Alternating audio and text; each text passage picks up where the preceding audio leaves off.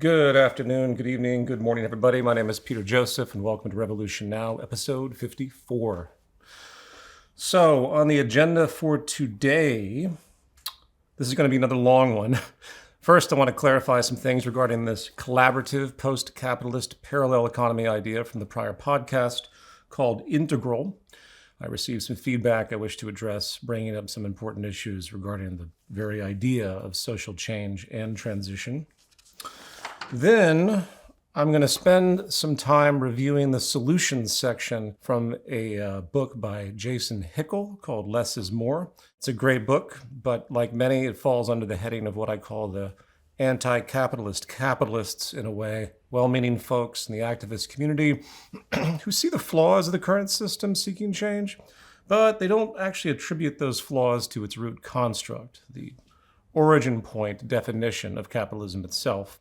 And hence they continue to support monetary market trade by extension, as if it's somehow separate from the definition of capitalism, which it is not. I will also expand upon the problem of relying solely on policy approaches toward relevant system change once again.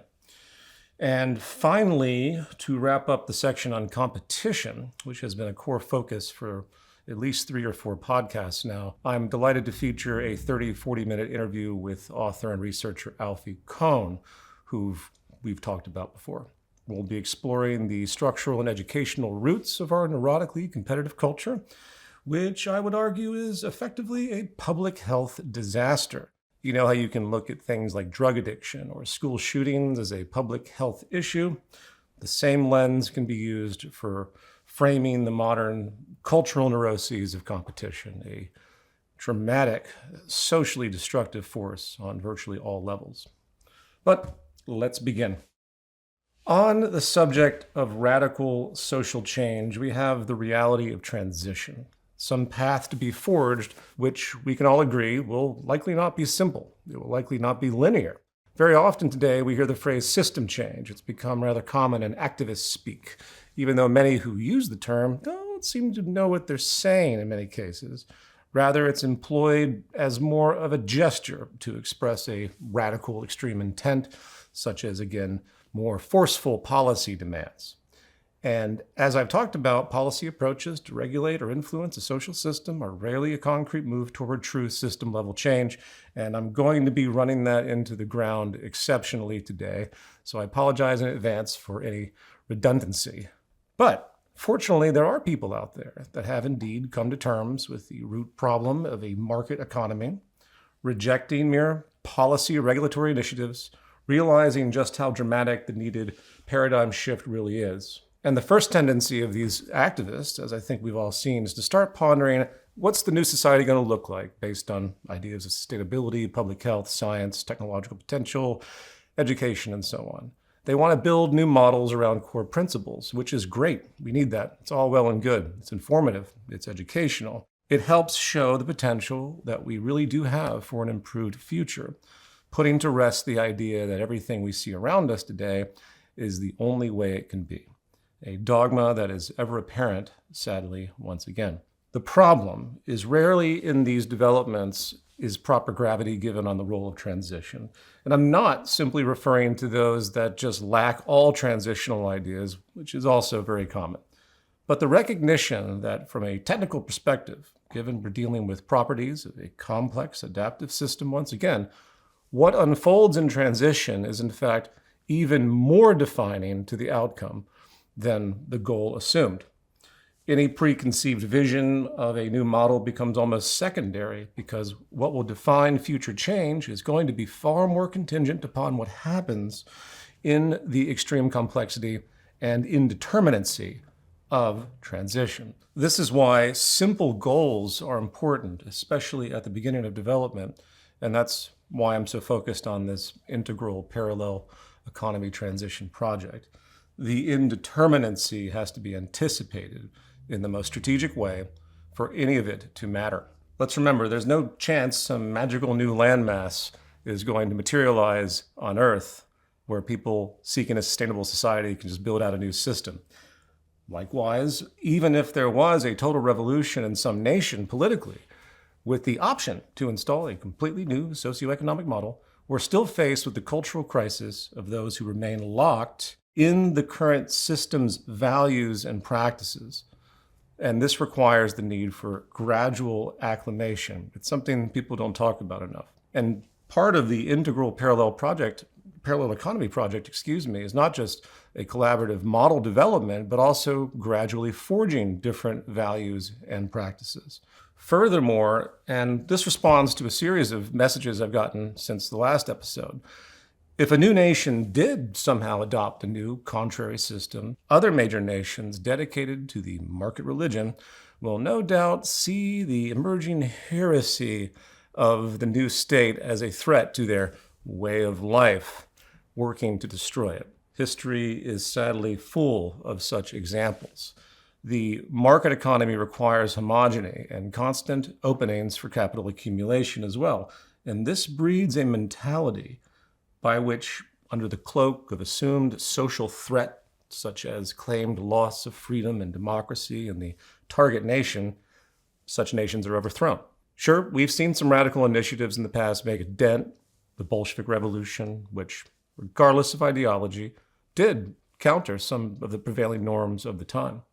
But today, the world is far more homogenized within this neoliberal market structure, posing tremendous influence over the behavior of seemingly sovereign economies. And if a nation does move against the market god, odds are they're going to be sanctioned and punished. Point being, any total revolution option isn't a dependable option in the traditional sense of political or democratic uprising.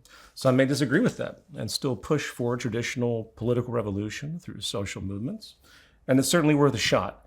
In the same way, using common politics and regulation should be pursued regardless as well. But such are really complementary and supplemental by default. You can't expect it to work alone. In fact, it's one of the major realizations I've had over the years, having spent well over a decade engaging countless activists assisting large-scale social movement activity. The development of hundreds of local chapters, watching their behavior, thousands of educational events, and so forth. The limitations begin to become clear. Community development, protest, and awareness campaigns are all important, but they are only one small part of the chess game required in the interest of radical economic change. Trying to appeal to the public and ultimately appeal to power in large force to demand change is needed in summation here. It's just not going to be a completely dependable angle.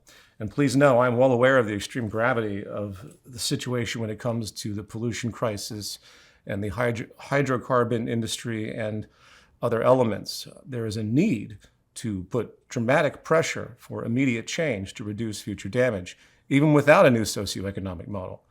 And we should do that. But unfortunately, once again, the path towards true governmental influence is severely blocked. Hence, part of this process has to be developing and building and not waiting for approval from anyone.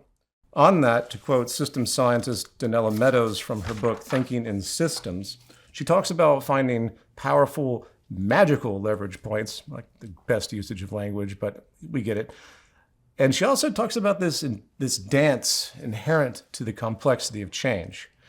She writes, magical leverage points are not easily accessible, even if we know where they are and which direction to push on them.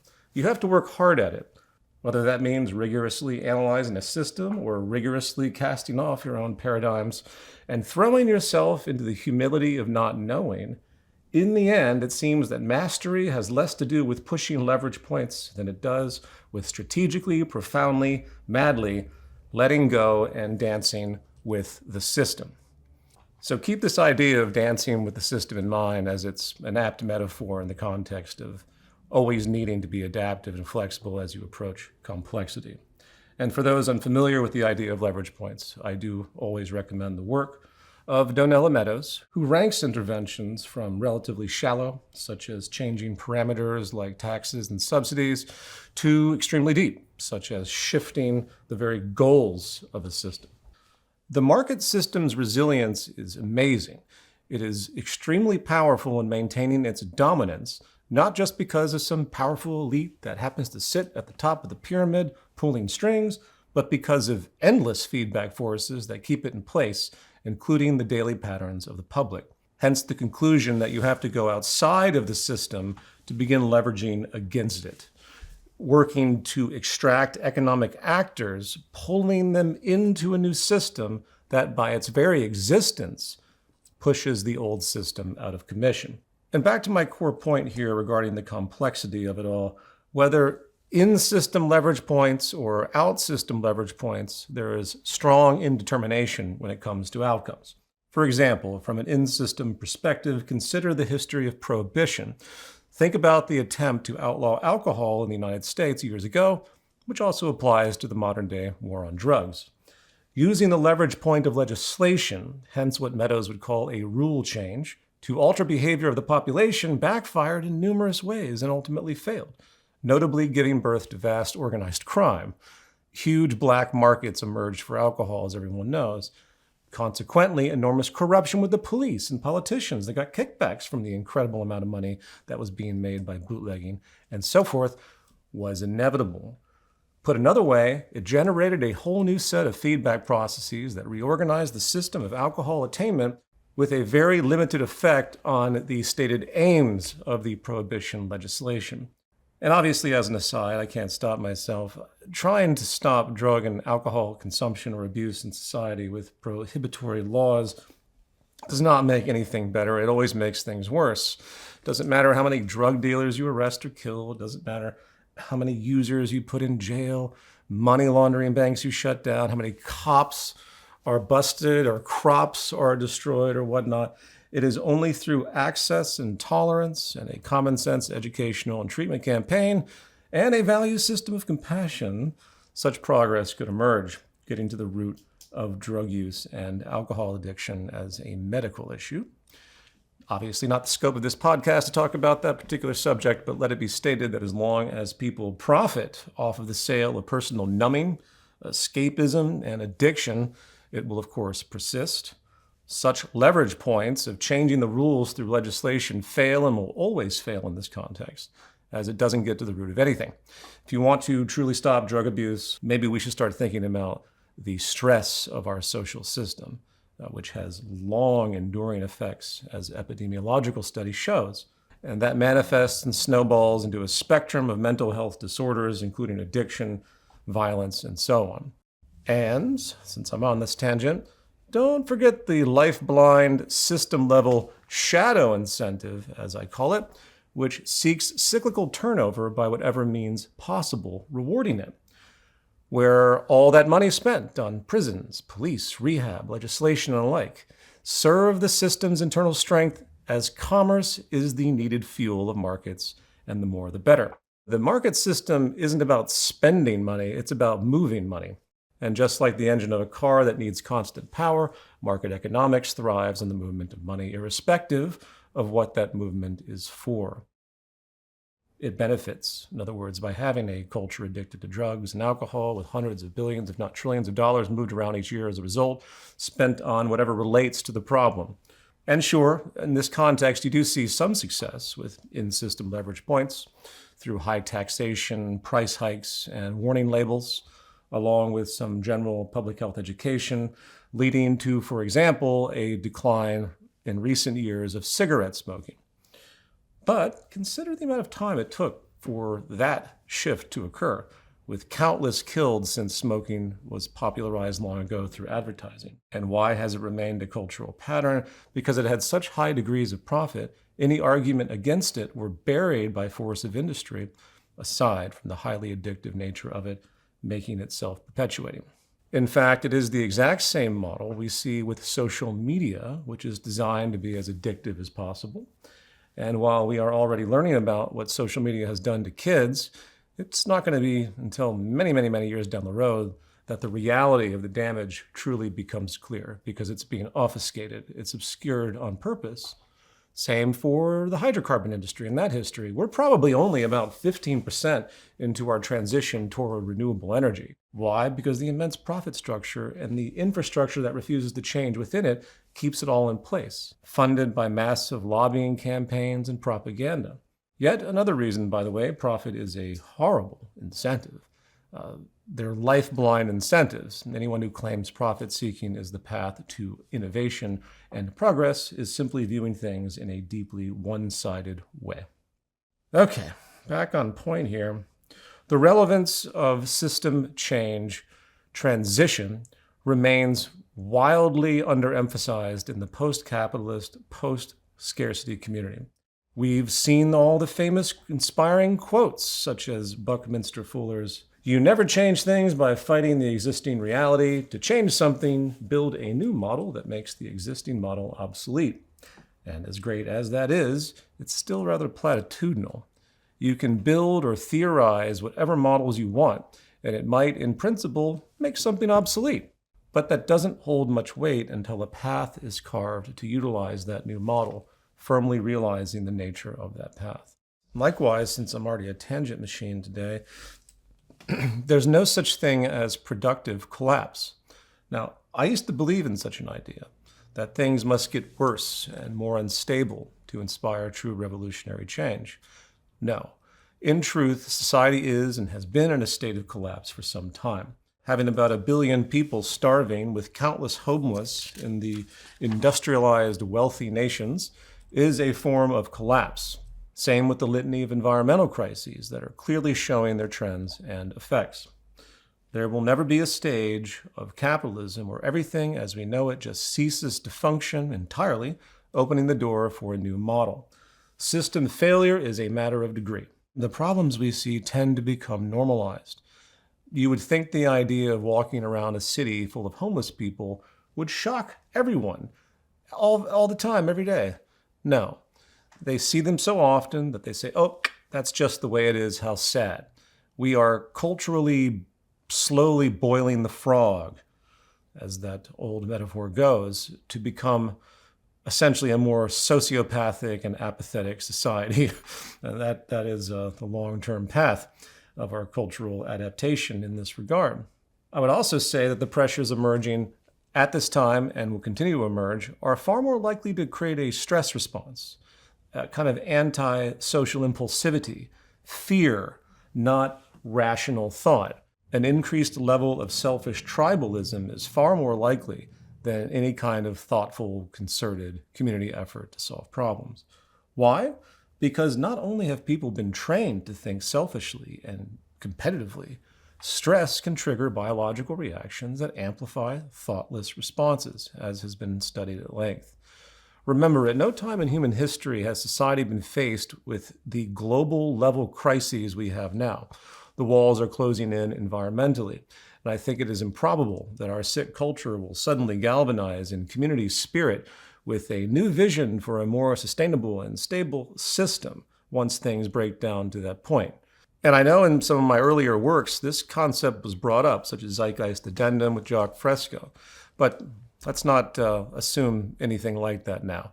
The worse things become, the harder relevant transition will likely be, including the fact that government is only going to grow more totalitarian. As society becomes more unstable, it's not going to be open to more reforms and democratic processes. It's going to be open to more controls, which, once again, is why I still encourage people to do what they can within the traditional political system, the traditional leverage points, while also working with far more important out-system leverage points, as we'll be talking about more so. And remember, all politicians are not the same, no matter what side of the aisle or what categories have been thrown around them. Take things as they are. Do not fall victim to partisan groupism, where anytime someone brings up an individual politician for their absurd behavior, somehow you're supporting or against the group they are part of. That's all a big distraction as far as I'm concerned. We need to be able to recognize the differences in leadership to, again, slow down. We don't need more damage accelerators out there. It's not about trying to find politicians that have true solutions. It's trying to find people in power that are not going to make things worse that quickly, because they're all going to make things worse. Now, before we move on, there's one more thing to add in regard to this parallel economy project that I've been talking about, integral, and what separates it from common social movements.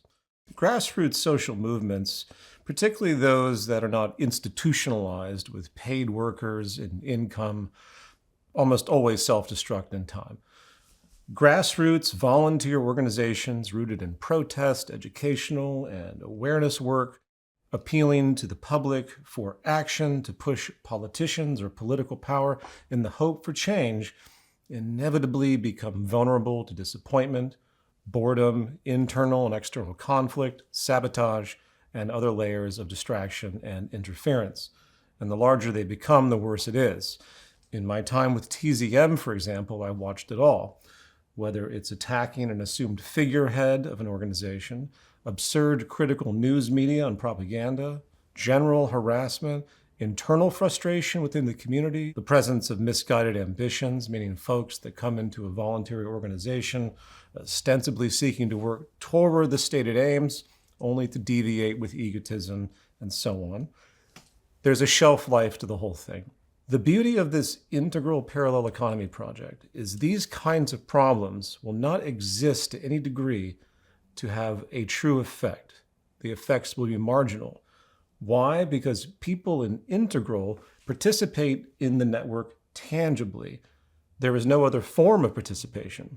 It's not about awareness or appeals. It's not about a group event. It's not about appealing to authority. Again, it is about the community building an infrastructure that people are motivated to join because it benefits them directly. No need for lectures or conferences, no need for debate on social media, no need for press liaisons or figureheads. You see, this is about doing, not talking, whether it's helping improve an open source software or design in general, actively engaging the working system materially as it grows, helping it scale, what have you. Integral is protected from such destructive distractions and problems by the very nature of what it is. Obviously, people are going to attack whatever they don't like. They'll say, oh, this group is a cult. Oh, this is a slippery slope toward totalitarian socialism, and all the stuff that we've all heard before. But there's no effect to be had, because this isn't about a person, a group identity, or an ideology. It is about true direct participation in the development of a physical network, not the dissemination of radical ideas. It's not political ideology versus political ideology. And the more strength this network gains, the less anyone will care about what others have to say anyway. And finally, on this point, I want to emphasize the power of no group identity, something I continue to remind people about. If you support ideas, it means you appreciate the ideas alone, not a person who promotes it or an association to some group, party, or whatever. All of that is gone. As most should know, I am vehemently opposed to groups. I'm anti-group on every level. All human group categorization is a social construct and destructive, period. And that includes identifying with social movements. We support and share a train of thought that binds people's shared interests, not the advancement of an abstracted organization or group. You see, what group identity does is give opposing entities leverage to poison the association. This goes back to intelligence agency work, psychological operations, counter-revolutionary operations. You see this stuff in the declassified documents with Dr. Martin Luther King Jr., Malcolm X, Stokely Carmichael. I'm sure even Gandhi was exposed to this kind of thing. It's almost intuitive, in fact, on the internet today, the way attacks work. Troll mentalities know that the way to ruin an idea is to debase assumed leadership and group identity. So not only do external people want to stay away from it, but they try to alienate the people inside of it to make them feel uncomfortable because they are now associated with something foreign and evil and weird and fringe. And of course, that speaks to larger narrative structures of propaganda that have been around for a long time. Depressingly, for those that follow the Israeli ethnic cleansing and colonial genocide of Gaza, now backed by the United States in full force, and of course the West Bank being next, Hamas and Palestine in general are not looked at as having any role in combating the oppression they've experienced with decades of apartheid, theft, murder, oppression, embargo, and endless human rights violations. The propaganda has been so successful on the part of the US and Israel, Palestinian identity as a whole has now been firmly associated to essentially terrorism. And the power of that narrative has allowed Israel to conduct and succeed at a level of violence and oppression that you would have hoped would have disappeared in the 18th century. But I won't belabor that one. Now, one more thing before we move on, aside from Integral's basis of doing, not talking, without the need for leadership or group identity, there's another kind of secret weapon built into this project. Its potential to help marginalized and economically oppressed people. Imagine that a community employs this network and it works as intended, and they're able to reduce local poverty with improved economic access without markets. Not only is that a wonderful thing, but it has power. How do you attack that? A politician, pundit, or whomever would be very crass to try and attack a non-government program that is actually helping alleviate problem. It would be ridiculous to work at ways to defund or to limit the ability of that kind of network to function as well. And this is why today common time bank structures and mutual aid networks are all legal across the world and generally respected. It's ethically preposterous for someone to argue against such non-government scarcity alleviation, right? How do you attack a soup kitchen feeding the poor? Is it evil socialism? Those games aren't going to fly. And this point speaks to those who raise concerns regarding government backlash against such transitional ideas. Why would the state not just make laws against something like Integral?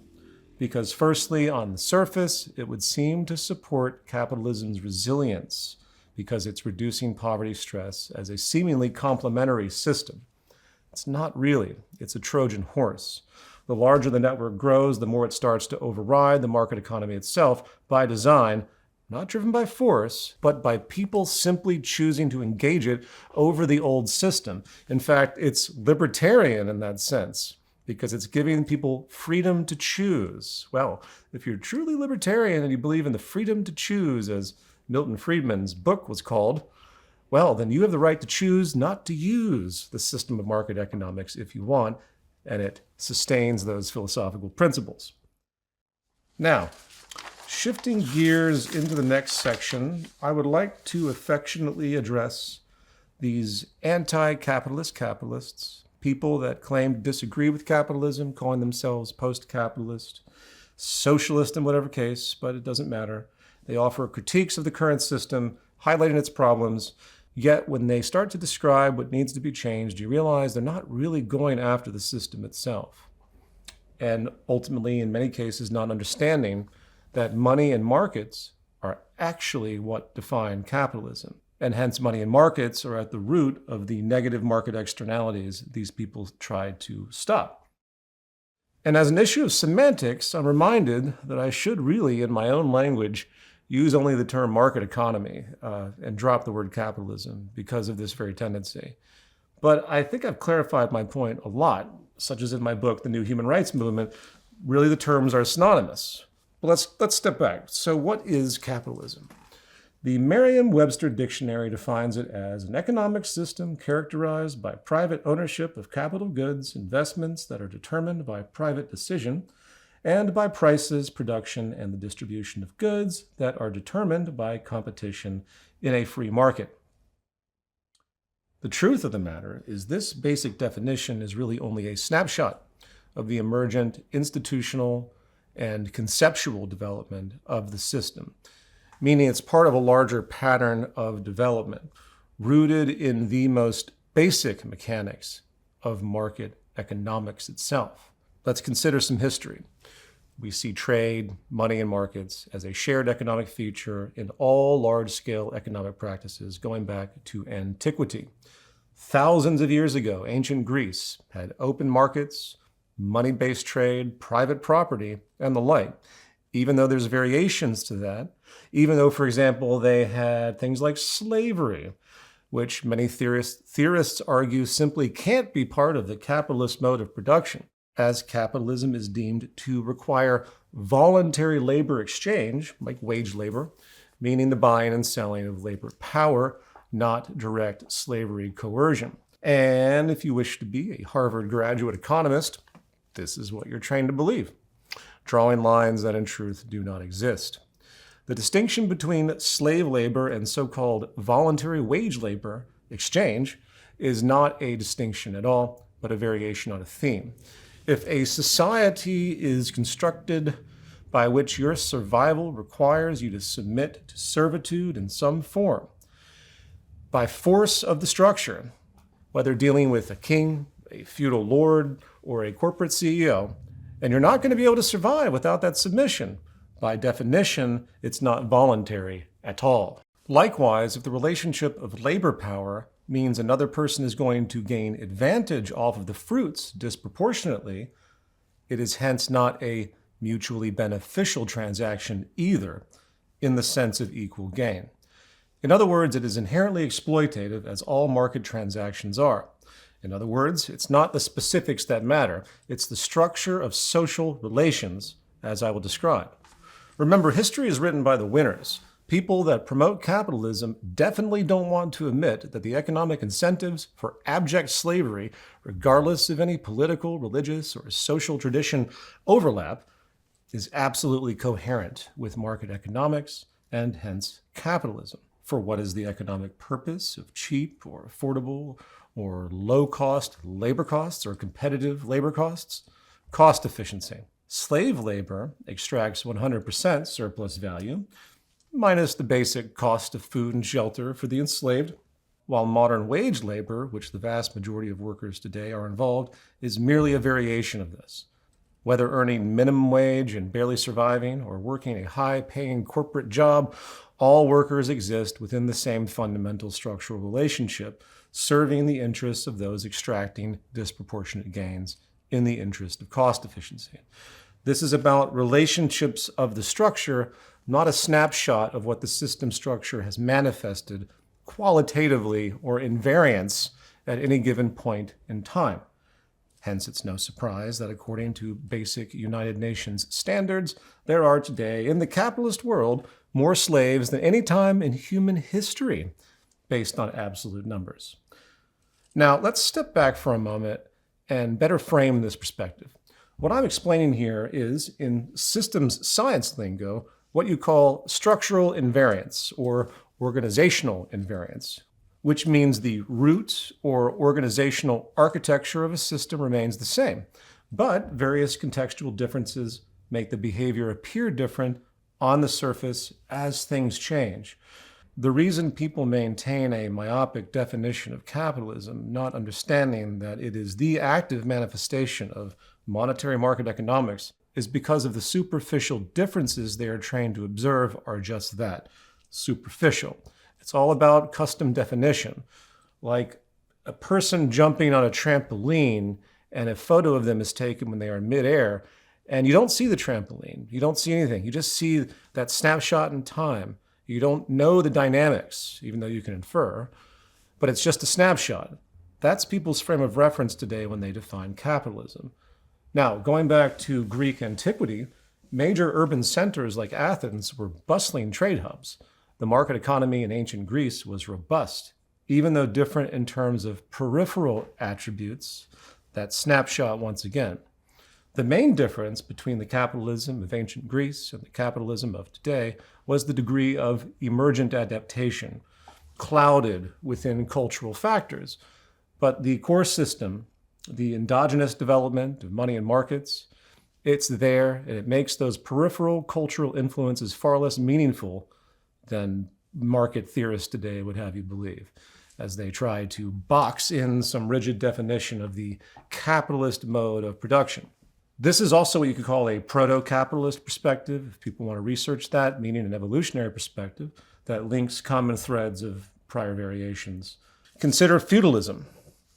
Feudal structures, while different, still had the same embryonic elements, money, markets, merchant finance, which evolved into modern capitalism as we know it, including continuity of social relations once again, with dominant classes appropriating economic surplus. Again, the core difference between today and back then has to do with older cultural factors interwoven within this multi-stage adaptation of markets. The practice of monarchy and the powerful role of religion, for example, were both complementary and conflicting, depending on how you look at it, forging historical variations of the economic system one way or another. And there are certain erosions and amplifications that happen in this process over time as well. For example, in the age of feudal monarchy, obviously not everything was for sale. You had the divine right of kings owning vast domains, absent market dynamics. This element was indeed eroded out over time in most places on Earth today, and predictably so. Today, essentially everything is for sale, sanctioned or not, in the spirit of free enterprise. That's the new mode of thought on the globe. Why? Because the idea of having everything for sale is more coherent with the foundation of the market system in general. And the system has grown increasingly more dominant as time has gone on. Some may remember a quaint book I've referenced a few times, What Money Can't Buy, The Moral Limits of Markets by Michael Sandel, where he talks about the increasing marketization of life, how we have gone from a market-based economy to a market-based society. And this tracks with the emergent pattern we've seen going back centuries. For example, today, people constantly argue about politics not having money in it, how we have to get big money out of politics, or maybe just money entirely out of politics. The common sense position that no, money should not be influencing policy about people's everyday lives, but it does. And the question is, why do we consider this to be off limits? What is it about this market economy that we trust these dynamics of money and markets on everything, but not in the government sphere? Well, we all have common sense with that. We know what the problem is, but if you think about it, it's completely inconsistent with the dominant structure we are inside of once again, which is why slowly but surely the power of money and markets prevails, not democracy, not common sense. It's inconsistent for money and markets not to be involved in politics and legislation because that would be the only domain left that didn't utilize market forces.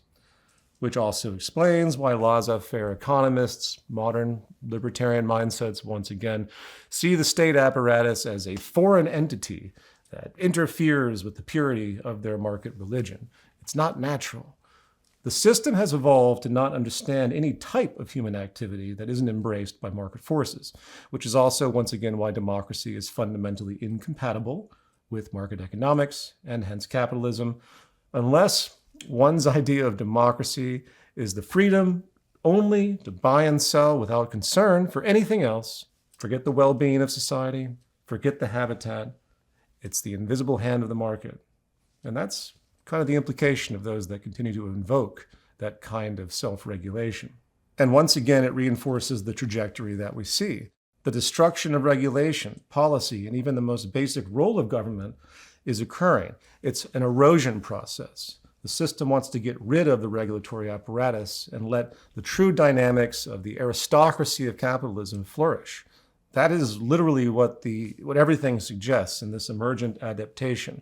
What is happening right now with the Trump administration, with Elon Musk and all of these characters? They are gutting the entire governmental system. It's all part of that general sensibility. They have other reasons, but it's all part of that general sensibility that government is this interference. It's not really democracy, it's something else. It's a very clever distinction, because if you're against government, you're against democracy itself by default. So the trend is clear to see. We're moving towards modern oligarchy, a modern adaptation, amplifying oligarchy, I should say. Rapid consolidation of power in the United States right now. And this is just what we can expect as this evolution continues, this emergent adaptation. It's not a side effect or a bastardization or an abomination that capitalism produces, oligarchs, monopoly, and highly anti-democratic features by extension. That is simply what the system does, in truth.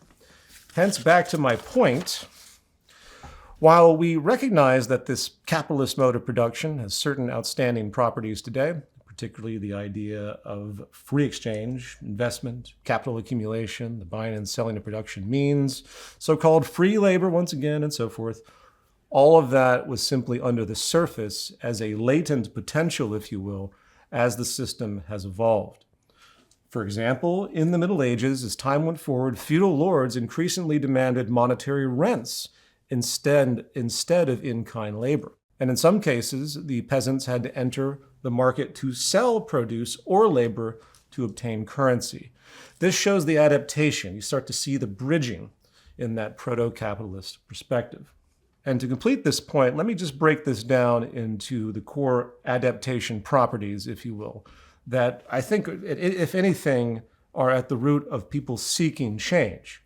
I would reduce it all down to two basic problems that exist throughout the root structure: built-in exploitative human abuse and built-in infinite growth necessity, and hence environmental abuse, the consumption society.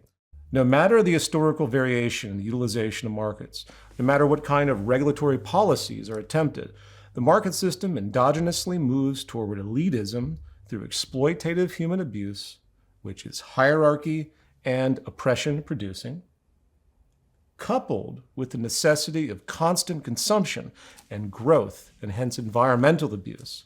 It's not a question of if, but a question of when, as industry becomes more productive over time. Now, more specifically to exploitative human abuse, which occurs either on the interpersonal level or the intergroup level, it is inevitable, as there is no collaborative form of market economics. The structure of social relations are immutably antagonistic, even in, say, a business cooperative, where everyone earns an equal share of profits and wages. That seemingly egalitarian internal structure does not isolate the enterprise from the broader system. Markets systematically pressure all producers, cooperative or otherwise, to keep costs down, including labor costs, in order to maintain competitive edges and hence profitability. This cost reduction incentive, required for all businesses, cooperatively operated or not, forces exploitative abuse for cost efficiency somewhere down the supply chain, somewhere down the labor chain. The only exception would be completely isolated cooperatives that employ, source, and produce from within a closed or semi-closed network, if we're talking about transition, that is not market-based at all, which, by the way, is exactly what the Integral project is designed to do, allowing for truly non-competitive cooperatives that network together without cost efficiency exploitation in the network alone, both on the level of resource access and labor access. And of course, I could say much more about that. Point being, market economics is underpinned by the need for surplus generation, and a defining factor generating that surplus is cost efficiency. It doesn't matter what permutation you come up with. This holds true in any type of economy that uses markets, because it's all about angling imbalance, if you will, hence the innate competitive nature, seeking weakness in exchange.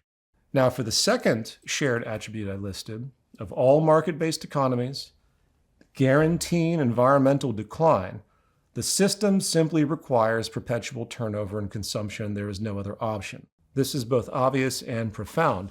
Nobody is ever going to sit back with any kind of market-based organization and be incentivized to want less people to buy their stuff and have less income coming in. I challenge anyone to come up with a market economic scenario, regardless of the period of time, where there is this system-level rewarded incentive to slow production and consumption. It doesn't exist because the root basis of the entire idea of market economics is the selling of labor to infuse with capital goods, to produce something to sell, which someone has to buy repeatedly for the cycle to remain stable. And hence, it is only through a non-market-based collaborative system a society can be allowed to relax and not be forced to produce just for the sake of producing, to keep money moving, and hence the market system afloat. Before we move on, since all of this has been said, let's now more accurately define this thing we call capitalism. Capitalism is the evolving institutional manifestation of market economics using a medium of exchange, money and price, endogenously leading to private ownership of production means, profit-seeking through required competition, expressing a condition of social relations rooted in dominance hierarchy, and a positive reinforcing feedback loop requiring infinite resource consumption. That's capitalism. And allow me to describe a little bit of that kind of developmental situational determinacy. If you took a group of people and dropped them on an island and set in motion the process of market trade using a medium of exchange and hence the creation of price values, etc., the first thing to realize is that the very idea of property, it's inherent, right? You can't have market trade without property. With the medium of exchange creating the bridge for that property exchange, and hence the invention of prices. Boom, the price mechanism. From there, the individual realizes the inherently competitive nature of the game that's been born, having to sell something to someone else repeatedly to survive. They must position themselves to reduce costs and maximize demands at every turn, no matter what level of economic engagement. That is just the logic of the game. A seller wants to get the most, while the buyer wants to pay the least. Doesn't matter if it's a piece of land, labor, an apple, etc. A competitive construct. And from that construct, new inferences emerge, including the rise of private ownership of the means of production, right? That can be a single person with a farm selling produce to his small town, or a massive corporation with a network of office buildings and factories. In fact, as an aside, there's no condition where there would be such a thing of true public ownership of the means of production in a market system, unless your definition is simply government control of industry. Government ownership is not synonymous with public ownership. In reality, government just becomes another business or company, a monopoly of sorts. The Soviet Union was not communist, it was state capitalism. Not only did the Soviet Union trade with other nations, just like all other capitalist nations of the time, making it literally the exact same in terms of economic relations on the global market level, its internal industries still used money, markets, wage labor, and the like, including surplus exploitation, which is the same as profit extraction, even though it was controlled. The Soviet Union set terms for these things, but the structure was still the same. The relationship between labor and capital still reflected a hierarchical structure and class antagonism in form, rather than workers collectively owning and managing industry, which never occurred. Nor could it, as long as markets were the foundation once again. And yes, I know some pro-communist purists will have lots to say about what a true, unrealized nature of actual communism should be and all of that stuff, but it doesn't matter here.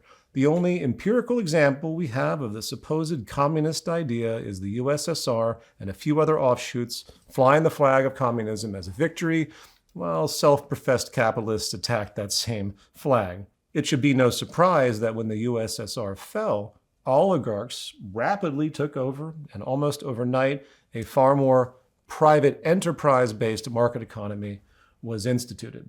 All they did was take the existing state corporation and the apparatus and infrastructure and chop it up amongst a bunch of business-owning elites, and it was set up. Okay, moving on finally.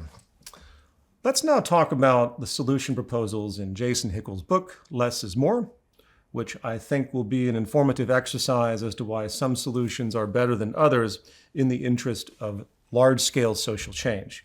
And let me just say up front that I encourage people to read his works. I like Jason. I'm not here to attack his intentions. He has been invited on this show. Let's hope that he actually chooses to come on. Now, the core content of this book is diagnosis and philosophy, with some anthropological insights here and there. The title is about supportive degrowth, the core theme. Overall, the work takes aim at many of the same criticisms and system observations that have been covered on this podcast, such as the problem of capitalism's growth needs once again, and how the idea of green growth, of course, is preposterous out there, the absurd measure of GDP as some indicator of public health or progress, how rich nations abuse poor nations in that growth context of historical colonialism and all of that, all good observational stuff. Now, as far as solutions, it comes down to only one chapter, chapter 5, and it's this chapter we're going to be talking about. Divided into 15 sections, 5 solution steps are proposed, but let's just go through each section step by step. And remember, here's the question. From a systems perspective, understanding the endogenous nature of market economics, which we should all agree is synonymous with capitalism, why do these proposed solutions fail to get to the root of the problem, and why are they improbable to be implemented or sustained in a meaningful way? Keep that in mind. The opening section, titled Pathways to a Post-Capitalist World, begins with a quote by Greta Thunberg. Quote, "We cannot save the world by playing by the rules because the rules have to be changed," unquote. This is true, but it depends on how deep you go. The Monopoly game does have rules that can be changed, but the real problem is the very structure of the game board itself, not the rules. One of the things I will be repeatedly saying here as we go along is that some of these rules that we are not to play by, in fact, or at least not rely on as the most important mechanism, is government itself, politics, voting, and our so-called democracy. It is indeed part of the transition equation, but not the most important part by far. Keep that in mind as well, and let's continue. The opening section continues to challenge the economic growth narrative and how it's not inherently positive, suggesting that, open quote, "Once we understand that we can flourish without growth, our horizons suddenly open up," unquote. The message is that degrowth is the core solution to climate change and similar environmental crises, along with being the basis for more equitable resource distribution as well, all right? And we just need to figure out how to do it, right? He emphasizes the need for some kind of organized economic reformation, and properly so. The implication is that some kind of new system can be born through a planned transition that moves from this old growth paradigm to something more steady state by the use of policy incrementally. The next section, it's called the emergency brake. Here he continues talking the merits of degrowth, meaning less material and energy use, and how, of course, it will lead to fewer negative market externalities, such as deforestation, biodiversity loss, and the like. In the second section, he states, open quote, "In other words, degrowth, reducing material and energy use, is an ecologically coherent solution to a multifaceted crisis." Okay, we get that. Using less stuff is better for the ecosystem, rightly so. But this proposition starts to give away the fact that while he sees degrowth as a solution, he's sidestepping the root of the growth problem itself. Like saying a diabetic needs insulin injections, and that is the solution to the problem of diabetes overall. Obviously not. It's just a counterbalancing force. Let's let him continue. Open quote, "And the good news is that we can do this without any negative impact on human welfare. In fact, we can do it while improving people's lives. How is this possible? The key is to remember that capitalism is a system that's organized around exchange value, not use value." And it is this vague phrase that sets up the next 5 sections, which he sees as 5 steps forward.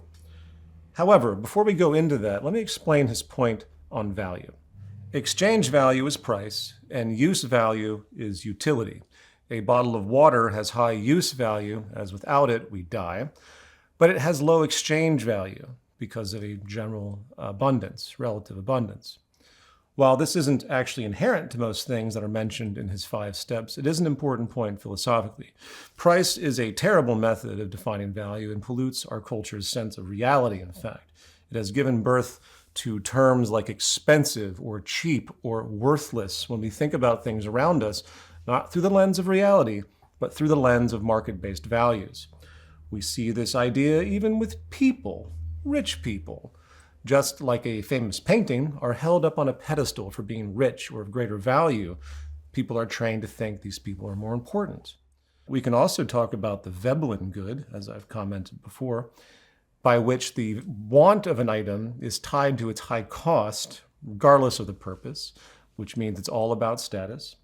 In fact, and I think I've commented on this before as well, over the course of social movement work, doing lots of events, usually free events, thousands of them, it was found that even though we did a lot of free events, sometimes we had to charge a few dollars just to get people to come, because they saw the quality of the event through the lens of exchange value, meaning free means something worthless once again. It's fascinating how markets have utterly perverted human value sensibilities. Anyway, back on point here. Let's begin with step 1, as he states it, end planned obsolescence. This section mostly defines and gives examples of planned obsolescence and its wastefulness. All good observational stuff. So then, how do we end it? He writes, quote, "One option is to introduce mandatory extended warranties on products with simple legislation. We could require manufacturers to guarantee their products for the duration of maximum feasible lifespans," unquote. So the solution is legislation to force better practices. Okay, how do you do that? You vote, you lobby your local politicians, you make noise in public protest, maybe you yourself run for office, and you hope that the idea of mandatory extended warranties will rise to the surface and become law. He continues, open quote, "We could also introduce a right to repair, making it illegal for companies to produce things that can't be repaired by ordinary users," unquote. He also proposes transitioning to a leasing model for large appliances, holding manufacturers responsible for maintenance and repairs. And he describes these policy-seeking steps as part of an organized transition to a so-called new economy. Now, let me state that on a more grand level of this kind of let's just do this thinking, specifically with mandatory extended warranties, if it was possible to simply turn the entire market economy into a leasing system where the companies producing the products had to maintain them for their entire lives, you would certainly see a dramatic change in the quality of goods and sustainable integration in the market network. I've also proposed these kinds of theoreticals in the past, but with an important caveat: it will never, ever happen. I'm not saying it is impossible for mandatory extended warranties to occur, to whatever positive effect, but the more such policy challenges cyclical consumption and hence creates business contraction and hence economic contraction by extension, the stronger the opposition to that policy becomes. At the same time, if such policy was ever implemented, for it to work at all, many other downstream changes would be required to compensate for the loss of economic turnover, as a general rule, in order for it to even be remotely feasible, and that has to be taken into account. So let's consider the example of a store owner that has 3 employees. They need to gain X amount income a month to remain profitable and stable. If a mandatory extended warranty occurred, it would result in increased costs, lowering profitability, which could lead to the firing of one employee to keep balance, to reduce costs once again. And if that pattern continued across multiple businesses, it would lead, of course, to unemployment in society. So what happens if this unemployment grows troublingly large? Well, you can remove the degrowth laws creating this unemployment, which is exactly what would happen, or it would be attempted, considering the pushback that might keep it in place. Or you're going to need to make more regulatory policy adjustments to compensate for the new problems created, meaning other legislation. The market economy itself cannot self-regulate to correct any of the problems that degrowth is going to foster. So you have to start creating multiple kinds of patches through legislation in the downstream effects. This could come in the form of forcing reduced wage work hours for individuals, spreading hours across more people. So instead of a person working 40 hours a week, 2 people now do the same job at 20 hours a week. But wait, what is the downstream problem now? Now you have the problem of wage income itself. If a person gets $1,000 a week for 40 hours, they now only get $500 at 20 hours. So legislation would then need to come to mandate higher wages because the market isn't going to do that on its own once again. So if a company is mandated to hire 2 people at 20 hours a week, having to double the wages, their wages for the sake of their living standards, how does the business even afford that? That's twice the pay. Well, they raise prices, which means inflation. And now with higher prices, consumers have less purchasing power, which can lead to reduced demand, and reduced demand may lead to further business contraction, forcing some businesses to close or further cut jobs, creating even more unemployment, and on and on. And if it's severe enough, the government might be pressured to intervene even more in the form of subsidies, price controls, universal basic income, and so on. The pattern goes on, and I'm not saying there are no areas of balance where degrowth policy is able to work to a degree without causing too much economic hurt downstream, but the general pattern is clear and observable. The moment you push degrowth through policy, you have to compensate for the downstream effects, which are legion, ultimately leading to even more and more complex legislation because the market economy can't do it itself. And the more pain those degrowth elements and degrowth policies create, the more politicians and even the general public will seek to remove the initial policies that were there for degrowth in their short-term interests, in the interest really of the stability of market economics itself. Now, I want to point out, before we continue, that I truly get where Jason is coming from. In my books, TZM Defined and the New Human Rights Movement, I also express this policy approach, but it's done with the view that it's supplemental once again. In the New Human Rights Movement, I refer to the 4 Ds: design, deter, detach, and demand. The demand section describes the interest to use democracy as best we can. I state in that book, open quote, political influence, whether through grassroots protest or institutional lobbying via NGOs, will naturally be important. This is the arena of democracy that most think of, though often they misunderstand its limitations. Public appeals to directly reduce socioeconomic inequality and stop environmental degradation are always going to go against the grain within a market system, which will resist every step. Regardless, we should constantly demand things such as universal basic income, maximum wage and wealth caps per person, government subsidies to incentivize cooperative businesses rather than hierarchical ones, universal standardization of good components by industry sector to reduce waste, and other socializing and income wealth equalizing means. Basic public health services, as common to Nordic countries, should also be pushed to ease social stress while larger strides are made. These are not solutions in and of themselves, but they will help. Closed quote. That stated, let's now go back to his section on planned obsolescence. First and most fundamentally, the incentive that creates planned obsolescence does not change. Planned obsolescence is a symptom of the system. Even if we eliminate some or all levels of planned obsolescence, the market system remains consumption-based, meaning extreme waste will occur by default in whatever other means, like a game of whack-a-mole. You cannot simply legislate away capitalism's built-in need for constant growth. If you want to stop all the waste and inefficiency, you have to stop the root mechanism that requires it, market trade itself. Second, since his proposal relies on legislation, it assumes that those who control economic policy, big business, share environmentally friendly ethical incentives. They do not. Market actors always have 2 conflicting roles in the system, doing what's morally right and doing what ensures short-term economic survival.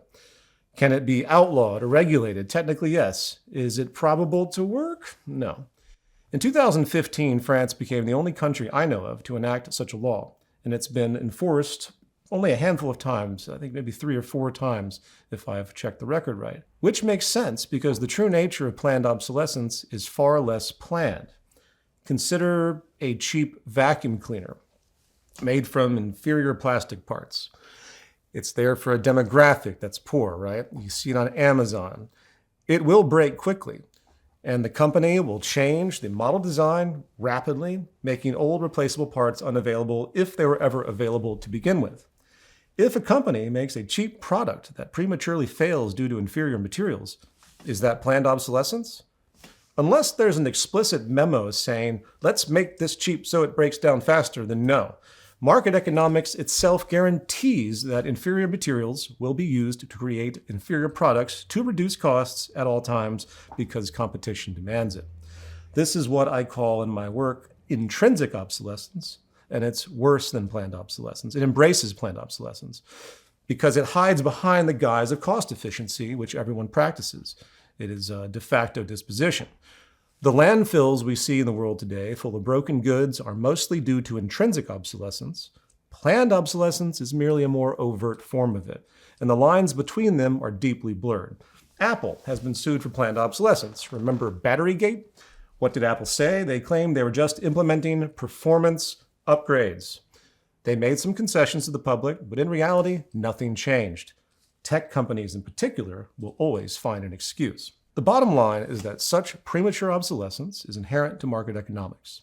If you want to create sustainable goods, you cannot do it within the market system because its competitive, profit-seeking, scarcity-driven foundation requires constant turnover. Put another way, it's not just about one company getting more purchases.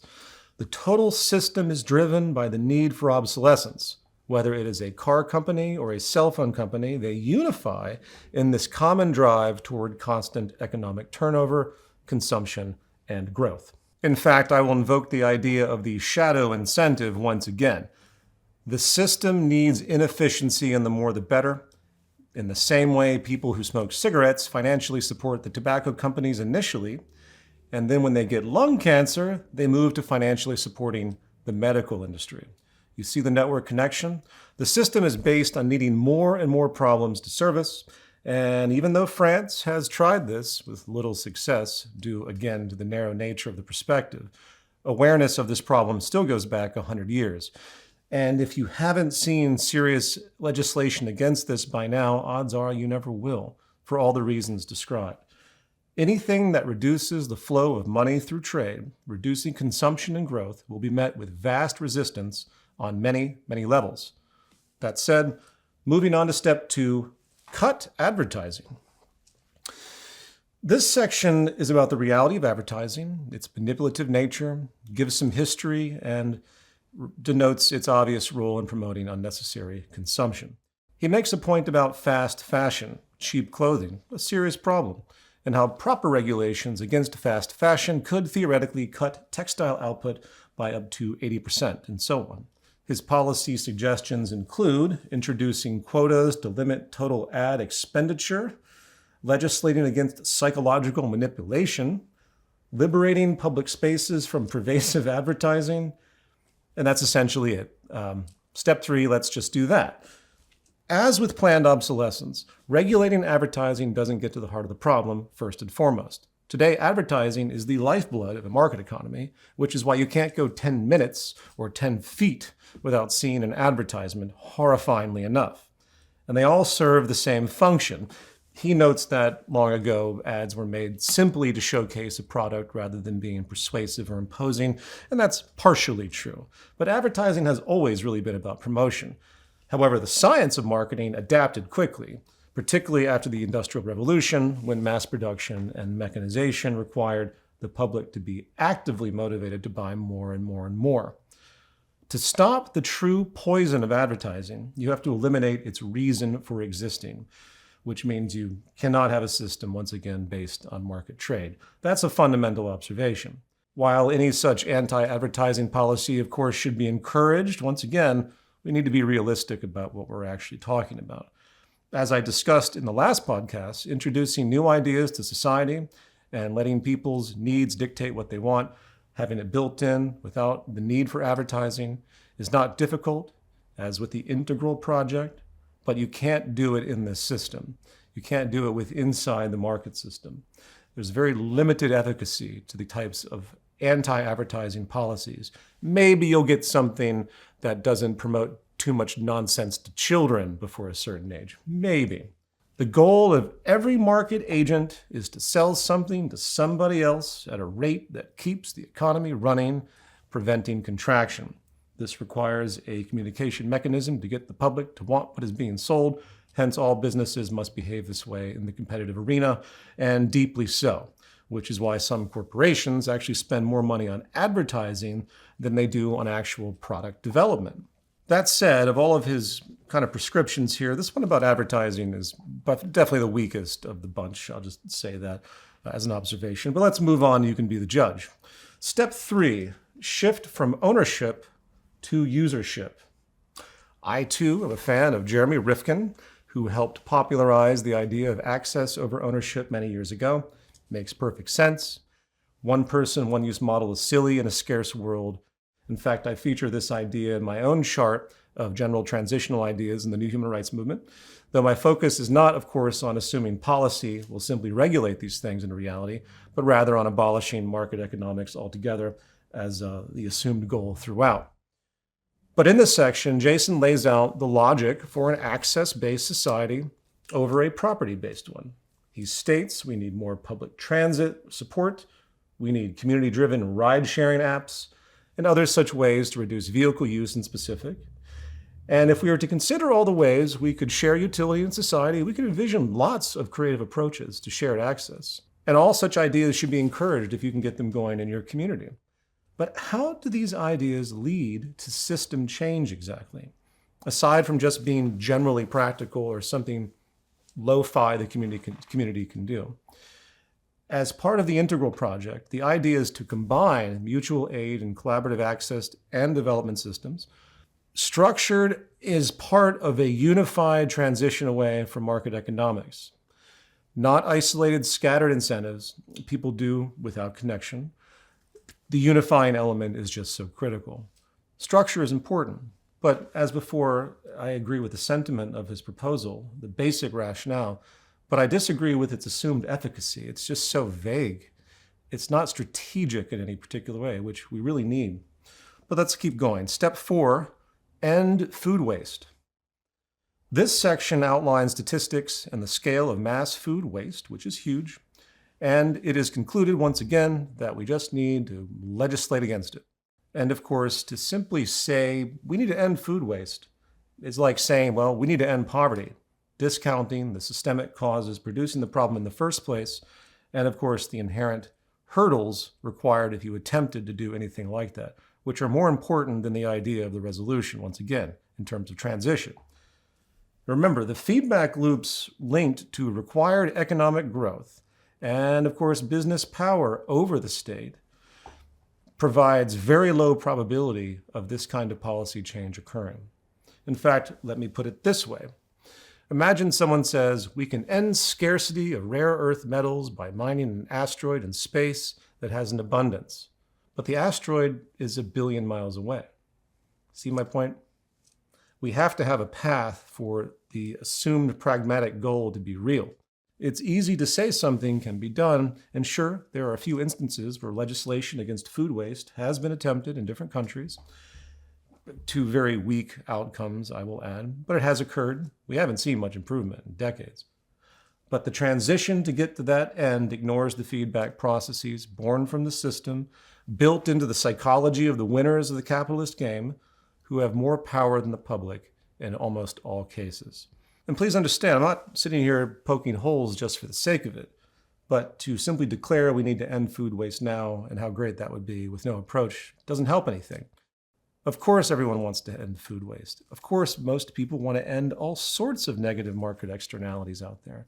And just to say we're going to legislate and do it kind of assumed no one has thought about legislating and doing it before, because I can assure you they have. Let's move on. Step 5, scale down ecologically destructive industries. In this section, he explains how some industries are harmful and disproportionately so, providing some statistics and chains of causality. He then suggests more policies, such as ending subsidies for beef farmers in high-income countries, implementing a tax on red meat to curtail emissions, providing public health benefits while lowering medical costs, and other ideas. He also talks about the need to establish a pattern for industrial downsizing, shift supply chains, use democratic means to decide which industries should be prioritized, separate essential industries from superfluous ones, and cap resources and consumption at current levels, and so forth. Great. These are all fantastic goals. But why stop there? We could go down the line with hundreds more equally valid proposals to scale down ecologically destructive industries. But the true solution rests not with such a general policy proposal, but how that proposal could actually be implemented and sustained. And that's the problem, which means it would have to override the vast market reinforcing feedback processes that would fight such ideas viciously and likely win in the end. Simply saying this is what should be done sidesteps the system-preserving feedback processes that will inevitably kick into gear to remove those hindrances so the market can be free once again. This is the empirical pattern. I'm not just making this up, which is why we have conservative factions today in the US working to undo the most basic regulatory stuff that FDR did almost 100 years ago upon the Great Depression that have remained with us for the sake of social stability, such as retirement issues and labor security and fighting abuse in so many different arenas with respect to labor, unions, of course. People are still trying to erode those ideas because of this very tendency. Now we are on to the next section after his 5 steps, called What About Jobs? He starts, open quote, Now here's where things start to get tricky. The policies I've suggested above are likely to reduce total industrial production, but as products last longer, as we shift to sharing things, and as we slash food waste and scale down fast fashion, employment in these industries will decline and jobs will disappear across the supply chains. Closed quote, obviously he's referring to this general issue of unemployment due to degrowth. And firstly, as a literary technique, I'm a little turned off by how he just assumes these 5 steps are now a success to whatever degree. And now we're on to the next problem of consequential unemployment, even though he probably doesn't mean to approach it this linearly, because as I said earlier, it's all going to happen at once. But I have to reiterate that, I'm sorry, those 5 steps are not only vague, they are some of the most difficult policy measures you could ever push forward against the system and forces inherent to market economics. Every policy idea suggested would receive massive counter-lobbying efforts from big business and most of the public over time to destroy the initiative, and they would likely win in the long run. That said, let's return to his point about jobs. He acknowledges the technical problem that within a market economy, efficiency-led degrowth means job loss. So how do we deal with that? More policy once again. Shorten the work week. Deploy retraining programs to help workers transition from declining industries to sectors that are more useful socially. He then suggests implementing a job guarantee so that anyone who wants to work can access jobs in areas like healthcare, renewable energy, local food production, ecosystem regeneration, he says. And of course, he adds, and they'll all be paid a living wage as well. We have to legislate that in as well, which is fine because, why stop there? If we're just presenting ideas we assume can work in theory through legislation, let's just go hog wild, right? Now, there is other good observations here, about mentioning classical economist John Maynard Keynes predicting a 15-hour work week long ago because of increased efficiency, something you'll notice we are nowhere near achieving today, despite the abstracted proposals of people like Bernie Sanders in the United States and others that have proposed shorter work weeks. So this conversation has been around for a very long time. But the reason it's been around for a long time tells you something. It tells you what forces have stopped any such progress. Next, we have a theory of radical abundance.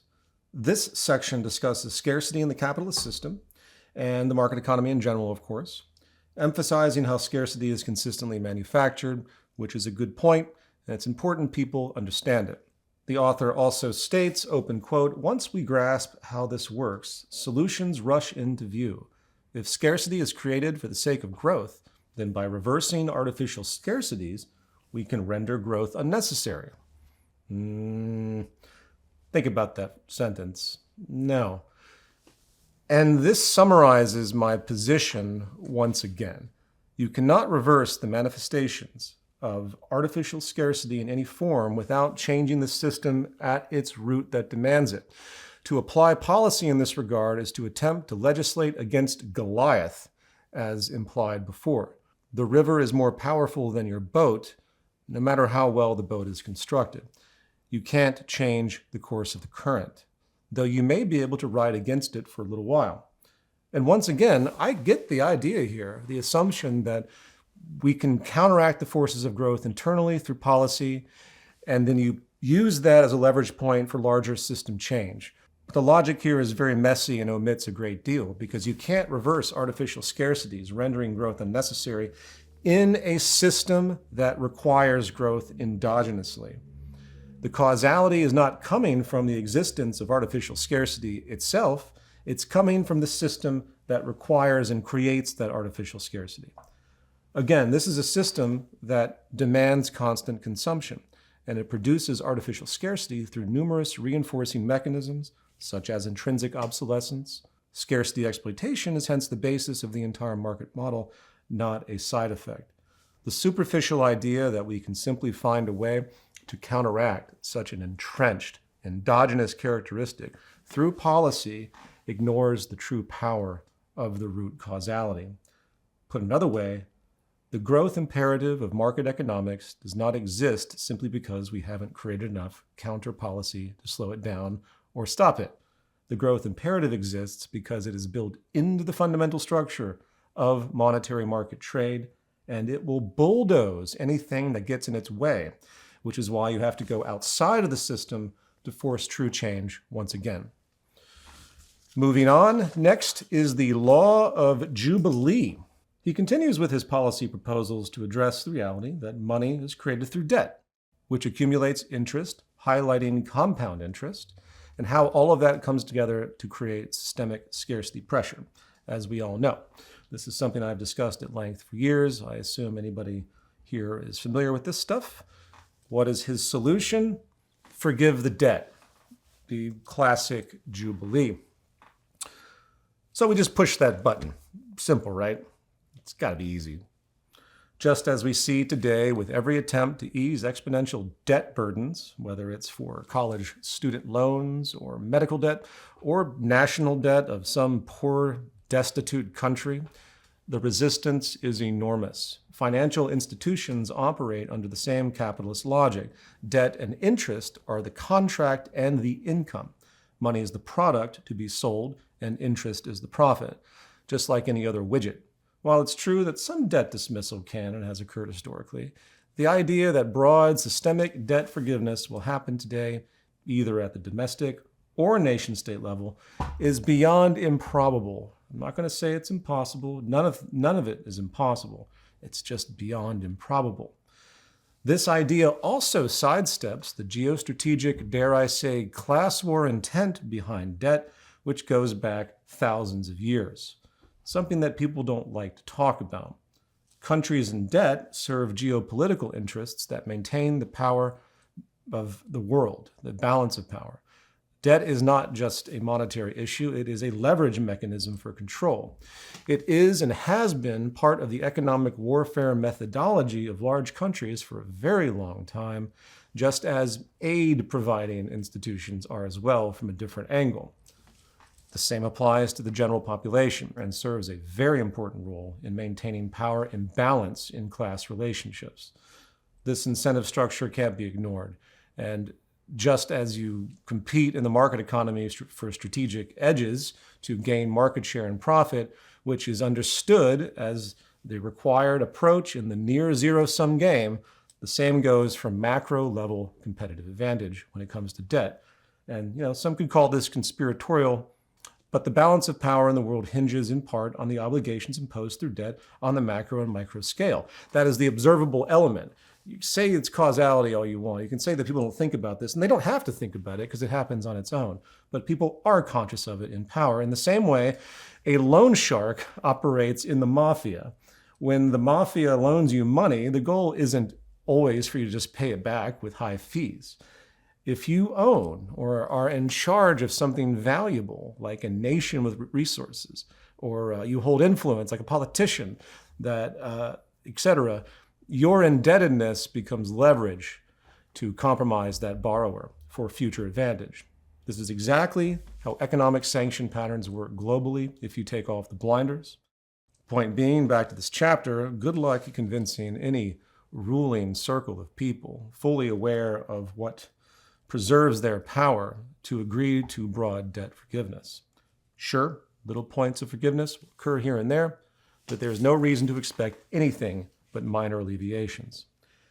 And he concludes with a quote from David Graeber, open quote, "Debt cancellation will be salutary, not just because it would relieve so much genuine human suffering, but also because it would be our way of reminding ourselves that money is not ineffable, that paying one's debts is not the essence of morality, and that these things are human arrangements, and that if democracy is going to mean anything, it is the ability to all agree to arrange things in a different way," unquote. Well, I agree with that statement. And there it is. Do you see it? Democracy as we know it, in fact, doesn't mean enough. Not inside the market system. The system has everyone by the balls through complex forces that are often largely unseen, and when you move against the system, almost as if it were a living organism, feedback forces rise to preserve its most natural state. But let's move on to the next section. New money for a new economy. He opens this section by stating, open quote, "But debt cancellation is not a one-off fix. It doesn't really get to the root of the problem. There's a deeper issue we need to address, close quote. Okay, so once again, we've just magically enacted this grand debt cancellation to whatever degree, and now it's time to move on to the deeper issue that we got, now that we have that under our belts. He concludes, open quote, the main reason our economy is so loaded with debt is because it runs on a money system that is debt itself, closed quote.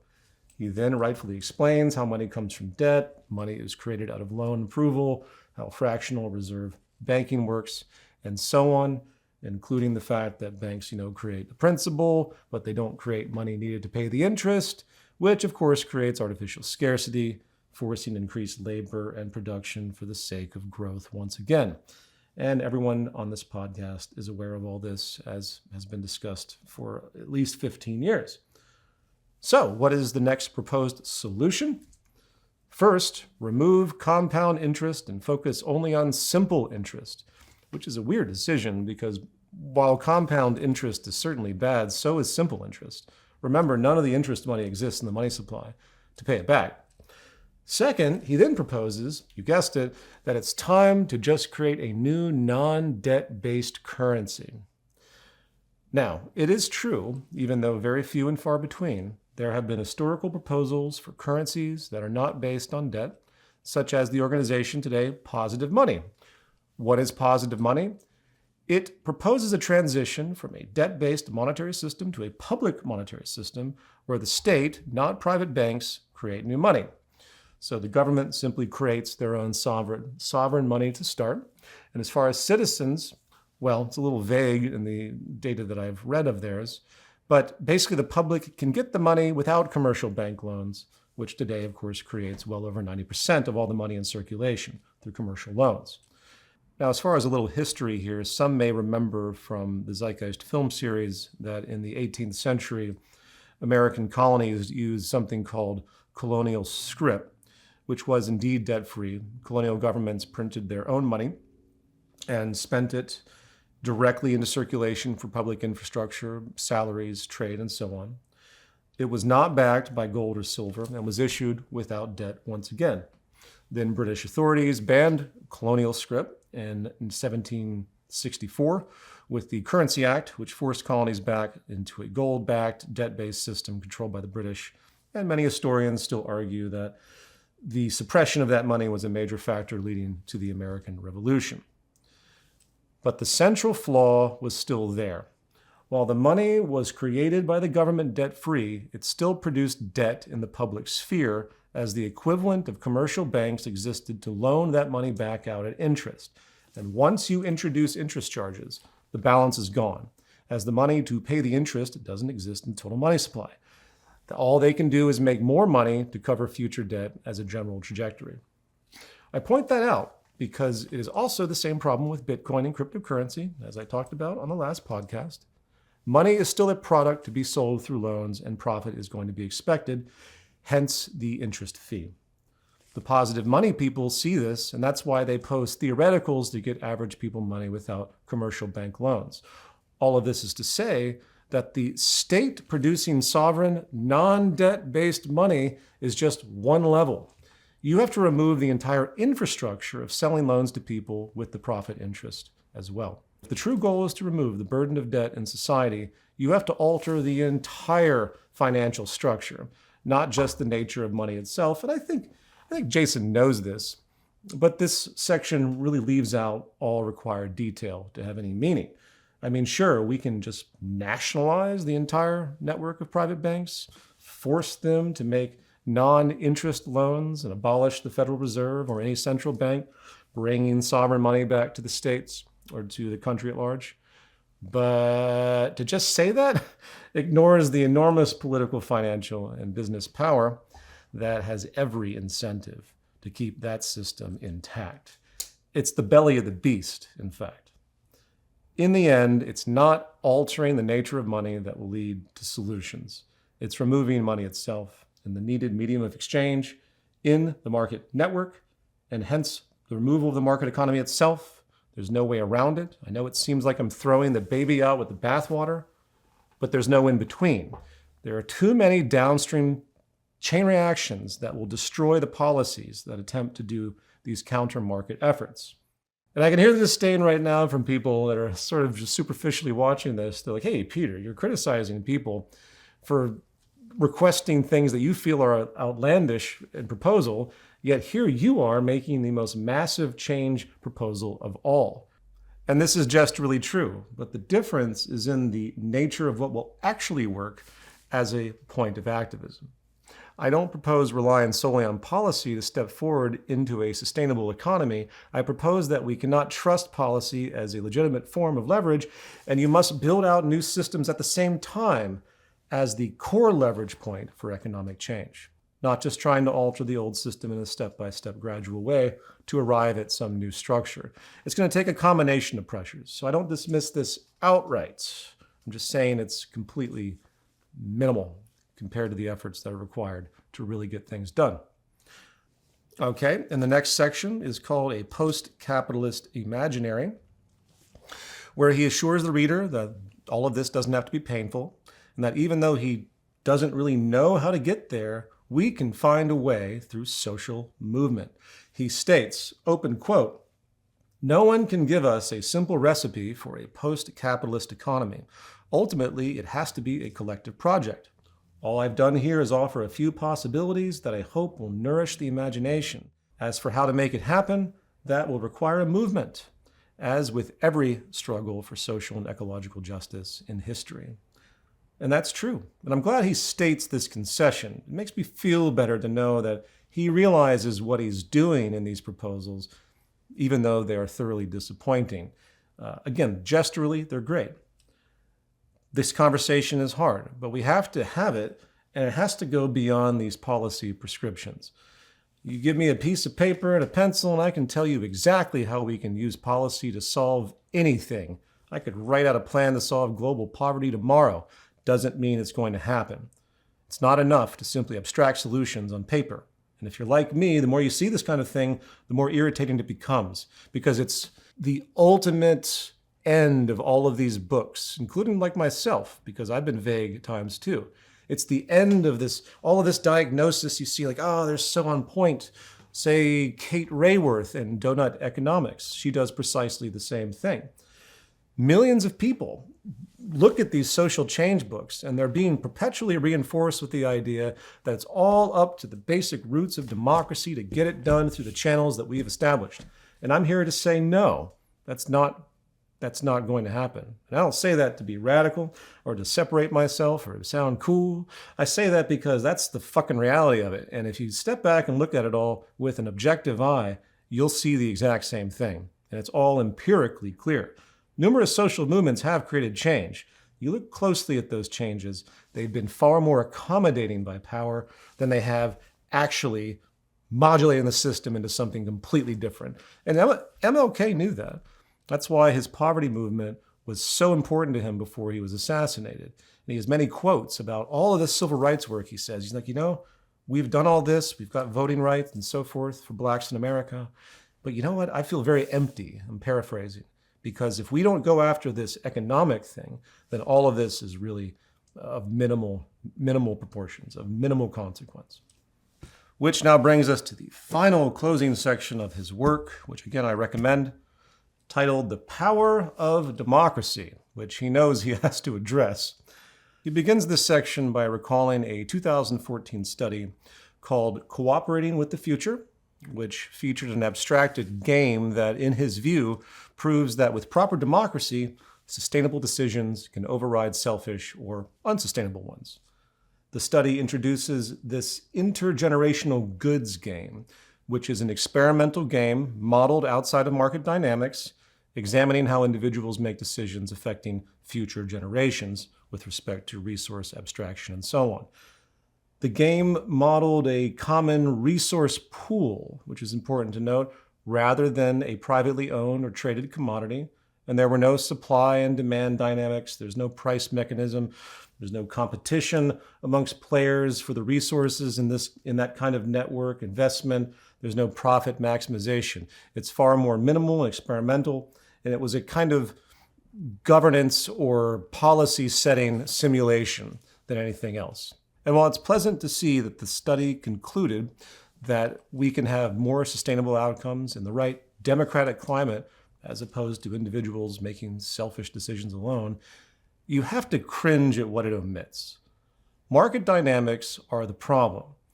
Remember, society is producing outcomes that no one actually intends on the whole. And what we call democracy is subservient to market forces, provably so, as a matter of structure. And Jason goes on, and he points out this fact, but still not really understanding the immutable nature of it. He states, open quote, elites have managed to capture our democratic systems. We can see this particularly clearly in the United States, where corporations have the right to spend unlimited amounts of money on political advertising, and where there are few restrictions on donations to political parties. Closed quote. He continues, open quote, one of the reasons we're staring down the barrel of an ecological crisis right now is because our political systems have been completely corrupted, closed quote. And finally, he concludes, open quote, the journey to a post-capitalist economy begins with the most basic act of democracy, closed quote. Fair enough, but what people see as corruption of the system is actually just the system expressing its most endogenous nature. Capitalism is not just a market economy, it is a system of power. And what we call political corruption is simply a cultural perspective, a lens that's moral, not the truth of what the system is and does. For example, the Supreme Court ruling Citizens United was not the beginning of corruption via monetary and business power. I'm not saying he's saying that, but this is something that's cited often. It was an extension of it, resolving towards a system where everything is for sale, including democracy once again. Democracy and market economics have no compatibility on any fundamental level by any stretch of the imagination. They are diametrically opposed. One is about egalitarian decision-making. The other is about hierarchical power and control from the top down with subservience from the bottom up. It is a mass delusion driven by culturally codified limits of debate. There is no country on earth that organizes its social laws and overall politics through true democracy. It doesn't exist. We just call it these things. Money and business are the root forces fundamentally, regardless of how people wish to look the other way and pretend it's an anomaly, it's corruption. No, it's only corruption in our value system. It's not corruption on the system level of expression. It is business as usual. Hence, it is only through building something new will any prospective change occur, even though, once again, we should still attempt democratic forces regardless, but only as a supplemental measure once again, used to buttress the true means of change, which will have to come from evolving a new model from the ground up in parallel. That has to happen. The model has to be shown, it has to be exemplified, and we have to account for the complexity of transition. And I'm going to stop there, and we are going to now transition into the interview with Alfie Kohn.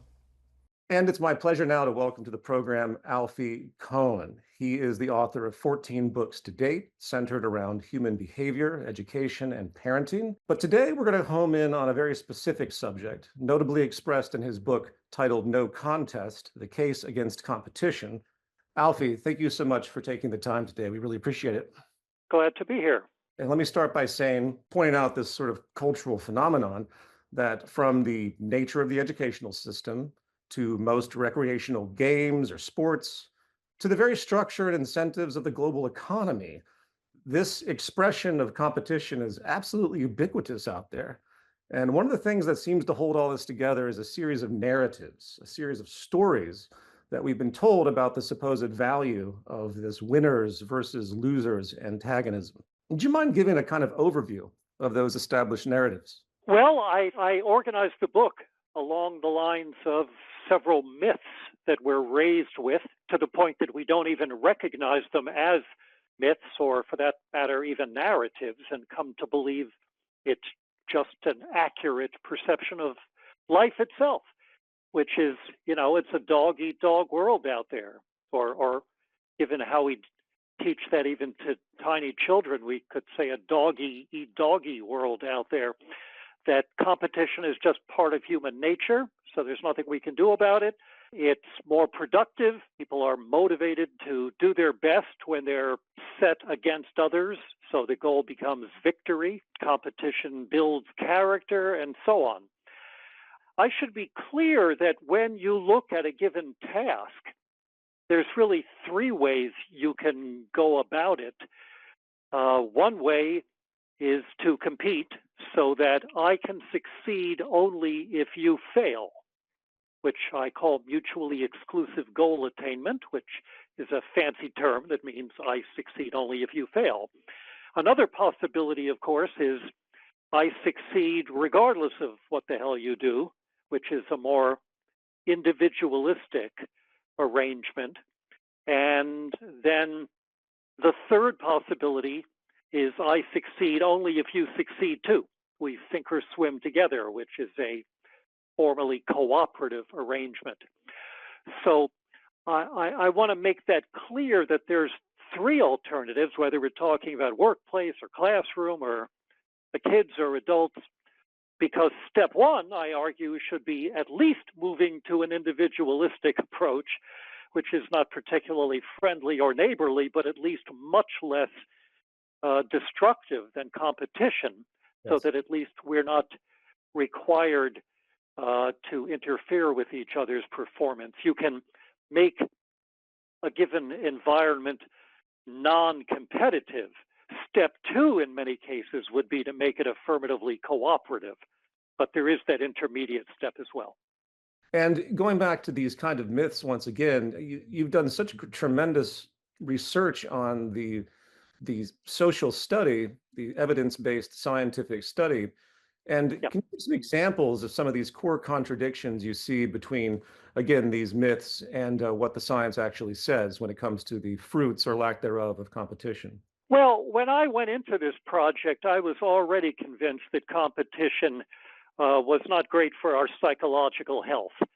That if we have to spend our lives trying to defeat others and fend off others who are trying to defeat us, this is not going to be great for the way we feel about ourselves and our sense of balance in the world. And the research proved that correct. I don't know how many people mistrust that or already accept it, but when you plumb people, when you invite them to reflect on it, I think a lot of people realize that winners as well as losers are perpetually in a state of doubt about their own status, their own competence, their own value, because even when you succeed, it's only temporary, and your sense of self-confidence and self-esteem is perpetually conditional. That is, you're only as good as the number of people you've defeated lately, and that's a recipe for neurosis. The research also shows a great deal of harm in terms of our relationship with other people. Interpersonally, we're desperately trying to be a winner, and we envy other winners. We are contemptuous of losers, and we're suspicious of and defensive about just about everybody, because even if you're not my rival today, you could be tomorrow. And in fact, the research demonstrates here that competition is enormously destructive to people's social and moral status. Children who are placed in competitive situations are less generous, more likely to tend toward envy, and less able or willing to imagine how the world looks from other people's points of view, which psychologists call perspective taking. That is one of the groundwork, the foundations of a moral way of life. What's interesting about the research on those first 2 points about psychological health and relationships is the problem isn't just when competition is done badly or to excess or too early in life. These problems are inherent to any arrangement that says I can succeed only if you fail. And that's sort of a running theme throughout my book, is to talk about how you can't solve the problem by just putting competition in its place, by doing it a little less overtly, or telling kids, just be a good sport about it, and so on. Right. The problem is not with the implementation of competition. The problem is with the very idea of competition. Anyway, what I did not expect when I went into this project was that competition is also destructive to performance, to productivity, to achievement. I confess that I thought that a less competitive society might be a healthier and happier one, but we might have to give up some achievement. And here I was dead wrong. What the research overwhelmingly indicates is that competition tends to hold us back from doing our best. And in fact, study after study has shown across cultures, across genders, across ages, and across tasks, that if you take a whole bunch of people and half of them you ask to do a given task, solve a puzzle, for example, and the other half given the identical task but told there'll be a prize for whoever does this best, the people in the first group tend to outperform the people in the second group. In other words, there's something about competition that actually interferes with bottom line achievement. So competition turns out to be as counterproductive as it is unhealthy. And of course, you look at other examples in the economy in particular, it's just a skewed motivation, you would agree. It's when people are trying to, say, sell something, that's very different than trying to maybe develop a product that actually has public use, right? And then you can enter the field of marketing and advertisement. And in a way, if you think about marketing and advertisement, it's really a kind of, it's another form of the competitive embrace that deepens into manipulation. And let's change gears a little bit here. You mentioned in your book this kind of structural versus intentional dichotomy, the difference between someone that's trained in the sense of valuing competition, like parents through sports and whatnot, and then people that are exposed or born into structures that basically force that incentive. Can you define those distinctions and talk about their relevance? Yeah, I wouldn't necessarily say born into. You can walk into it on a given Wednesday. So this is just sort of a schema for understanding the whole idea of competition. By structural competition, I mean when the rules of the game, so to speak, sometimes a literal game, sometimes figuratively speaking, are set up so that there's no way I can achieve what I'm trying to do unless I make sure that other people don't. I may not desire that.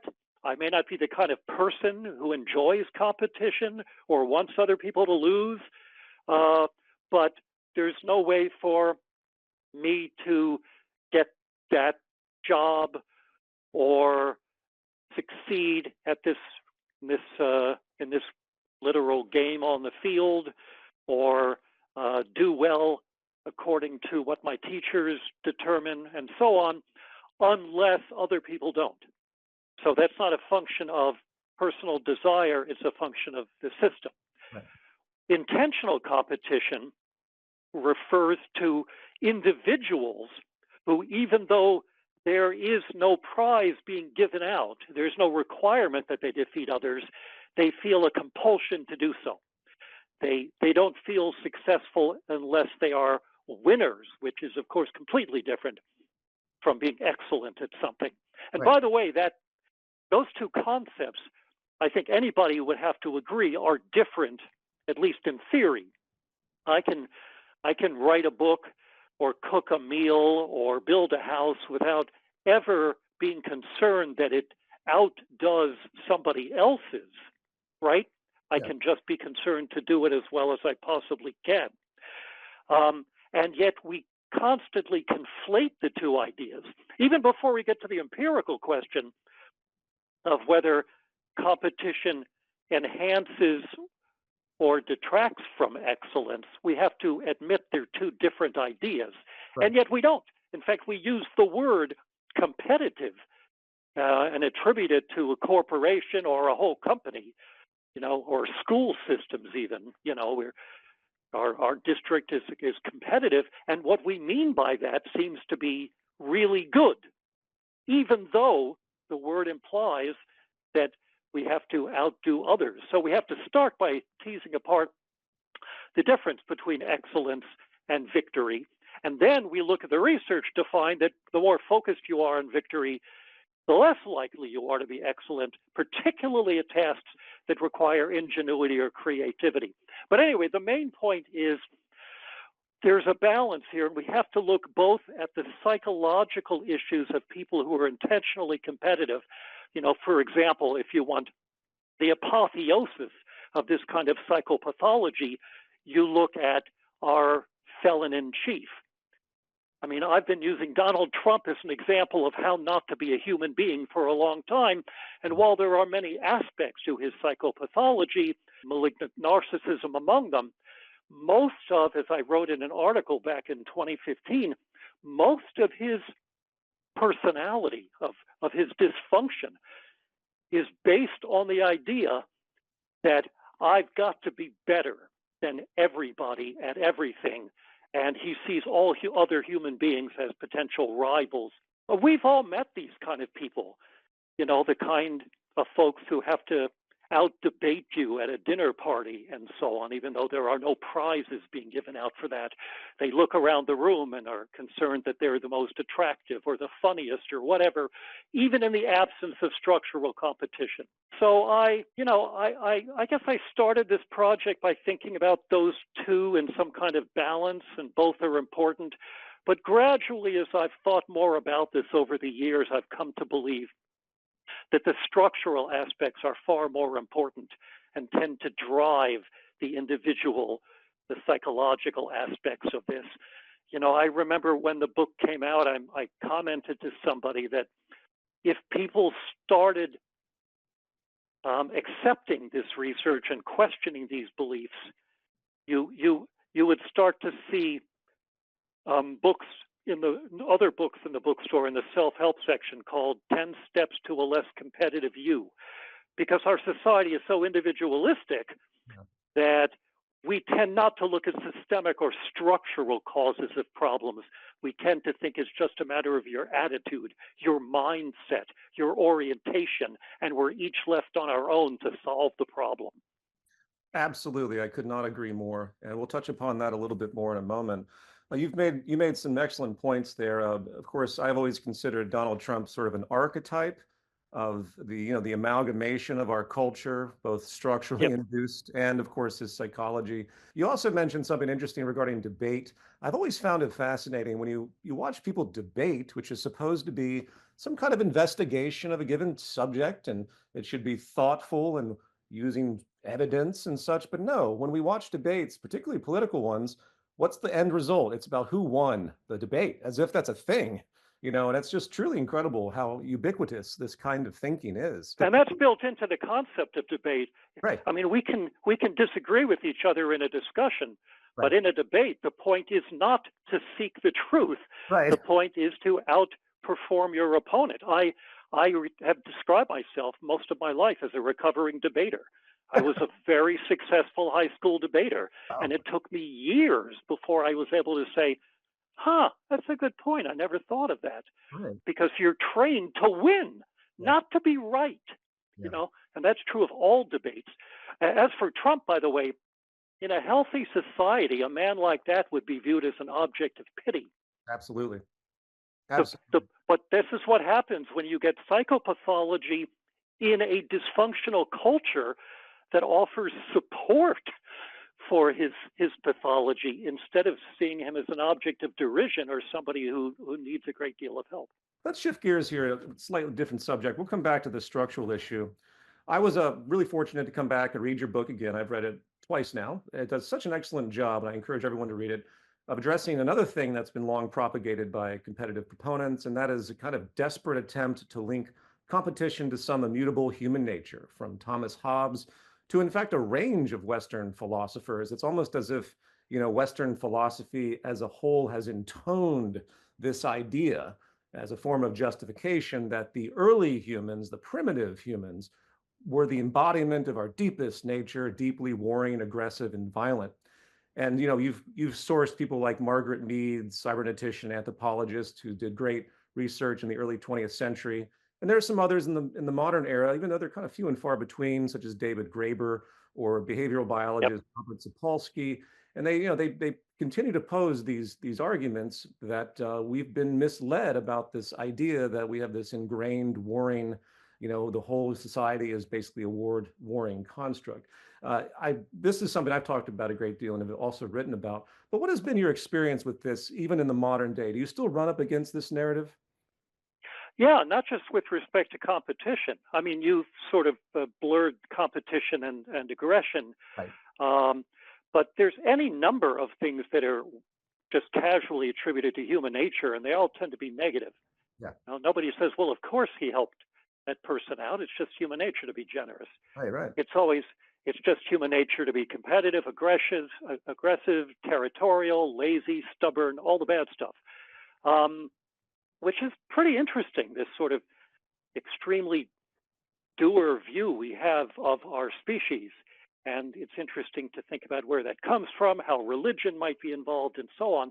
And I return to it in my next book, which is called The Brighter Side of Human Nature, where the first chapter, again, why we keep attributing negative stuff to human nature and whether the research supports it.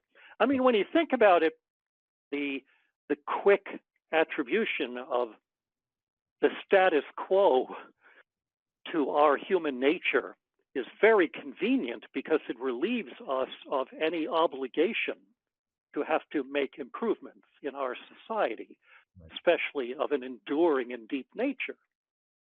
Oh yeah, sure, it would be nice if people were cooperative, but shrug. It's just human nature to compete. You can't do anything about it, and therefore it doesn't matter how unjust and counterproductive it is. It's idealistic, which is a pejorative to have ideals, to think that you can make any meaningful change because the problem is built in. So we're permitted to just put up with all the bad stuff because it's part of our DNA, we like to say very easily. And so in this book, I pulled evidence from, first of all, cross-cultural anthropology, starting with, as you said, Margaret Mead, to show that there have been quite a number of non-industrialized cultures where there is apparently no competition, not in the way they play games and have fun, not in the way they distribute resources, not in the way they raise children, nothing, which is very interesting. And by the way, all you need is one such culture to disprove the idea that it is inevitable, that it's innate. Yes. And indeed, what we tend to find is that the cultures closest to nature, so to speak, the ones that are less industrialized, are not always non-competitive, but are more likely to be non-competitive. There's evidence from all kinds of fields that converge on the idea that, to sum it all up, we're competitive because we're raised that way, not because we're born that way. When people bring up this human nature to me, I always source back to a quote I read that it's really our nature to be quite variable. We have incredible adaptability, but that also makes us extremely vulnerable to the environments that we're in. In fact, in one of my books, I wrote about the social dominance theorists, which I'm not sure if you're familiar with, these people that construed the idea that upon the Neolithic Revolution, because there was a surplus for some reason generated the need for people to want to dominate each other, to hoard more resources as a kind of abstracted scarcity. There's a guy who challenged a lot of that named Andy Schmuckler, a book called The Parable of the Tribes some years ago, where he took on some of this, but I'm not sure I'm familiar with all those people. But it does take a certain degree of almost willful myopia. I mean, the bar should be very high to attribute anything to human nature, because you're saying, in effect, that this has been true of all cultures, and it's always been true through history, and it must always be true. There's not a lot you can really make that case for. There are some things, perhaps, but one ought to be very humble about making such claims. And again, always ask the question, which I think is implicit in your talking about the unjust political implications and ways in which those claims are made, which is cui bono? Who benefits from these claims? Good point.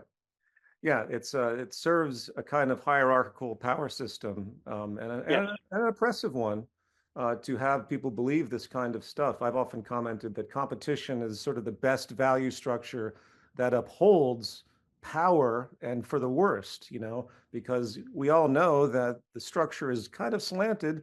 And if everyone believes in fighting, then the people that really have the advantage in that game are going to persist and they're going to maintain their dominance. So let's move on. There's a nuance in something that you wrote that I thought was very interesting. It kind of surprised me because even though I've done research into this myself, but so many people attribute scarcity stress to a kind of reactionary psychology, social psychology that people Uh-huh. assume naturally leads to a competitive attitude. And you Right. write in your book that there actually isn't evidence for this, and that some cultures, and it also makes perfect sense, will actually bond together in a far more collaborative effort, in fact, to conquer scarcity issues. Would you talk about that a little bit? Because it's very counterintuitive, I think, to people. Yeah, that goes back to Margaret Mead's early studies and those of other anthropologists. I mean, imagine a 2 by 2 table, okay, where there's societies where there's plenty of stuff, and societies where stuff is perpetually scarce. Those could be the columns. And now the rows in this little table are responding competitively and responding cooperatively. So what the anthropologists are just telling us is that you can populate all 4 of those cells. In other words, there's examples of societies where there's scarcity and they're competitive, scarcity and they're cooperative, plenty and they're competitive, plenty and there's cooperative. And that means, in effect, that in some societies where there's stuff is scarce, like food, for example, the response is we can't afford to compete. We have to cooperate because it's not adaptive to be Yes. trying to outdo each other. So it just means that when societies are cooperative or competitive, it's a function of something having to do with the culture itself that is often passed on over generations.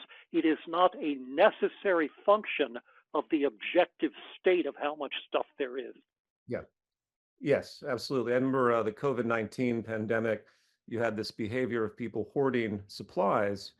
And someone may, intuitively look at that and say, well, this just means this some socio-biological reaction to scarcity. But really, people have been given this scarcity mindset for so long in the culture, even though it's totally abstracted.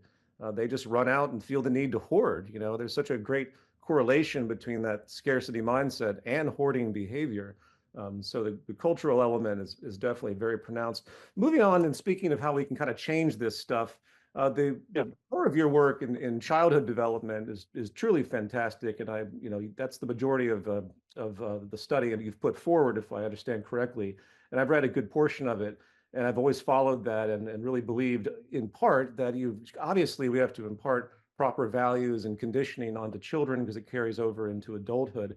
And the educational system, we really have this sort of arcane, uh, highly hierarchical, grade-oriented, competitive gaming kind of psychology in the entire educational system. First of all, with respect to the whole human nature claim, it is rather ironic that if it's just human nature to compete, why the hell do we spend so much time carefully socializing children to do that, Yeah. and to accept it as natural? That would be redundant if we had no choice about it. But in fact, we are training children from the earliest days. I use the example, the first game that I ever learned at a birthday party in which N children scrambled desperately for N-1 chairs. Yeah. That's a prototype of artificial scarcity. And you start learning this is what it means to have fun, is you have to make sure you triumph over the other people who came out to play. And when you get that message on the weekends and in the late afternoons, along with spelling bees and awards assemblies and who's sitting nice and quiet as you get to go to lunch first, and on and on and on in elementary school, you get the message that life is about beating people. Other people are potential obstacles to your own success, which is the central message of the American elementary school. And it is destructive on many levels. First of all, it trains children to accept this as inevitable, and dampens any inclination to make change. But it also, as I indicated as we began talking, undermines self-esteem, destroys relationships, interferes with excellence, because children learn better in cooperative learning groups when they're in pairs or small teams, learning with and from one another, according to the research, than they do left to their own devices, and certainly learn more effectively than when they're pitted against each other in a perpetual contest. And that continues to be the case as you go up through school. Yeah. The other thing that competition does, besides undermining those things, and which is also related to the achievement effects, is competition, like other rewards, tends to undermine intrinsic motivation, which means a desire to do things for their own sake. Yeah. So it doesn't have to be competition. That's just the most toxic variant. But any sort of extrinsic reason for doing something, a sticker, a gold star, a grade, $1, a pizza, offered conditionally on success, tends to make people less interested in whatever they had to do to get that reward. And I wrote another whole book about that called Punished by Rewards. But my point here is that the only thing worse than a reward is an award. See the difference? Yeah. An award is a reward that has been made artificially scarce. Yeah. So not all grades are competitive. Mm-hmm. A teacher can say, the point in here is to get an A, and I hope all of you get an A. All of you can if you do this quality of work. So my heart sinks, because this is not a classroom that's about learning. Learning has now been made into a tedious prerequisite, something you have to get through in order to get the good grade. But if you really, really wanted to destroy both excellence and interest, you would say, not only is the point in here to get an A, but only a few of you are going to be able to get the A. I'm going to rank you. You're going to be graded on a curve. Now I've taken a bad thing and made it even worse.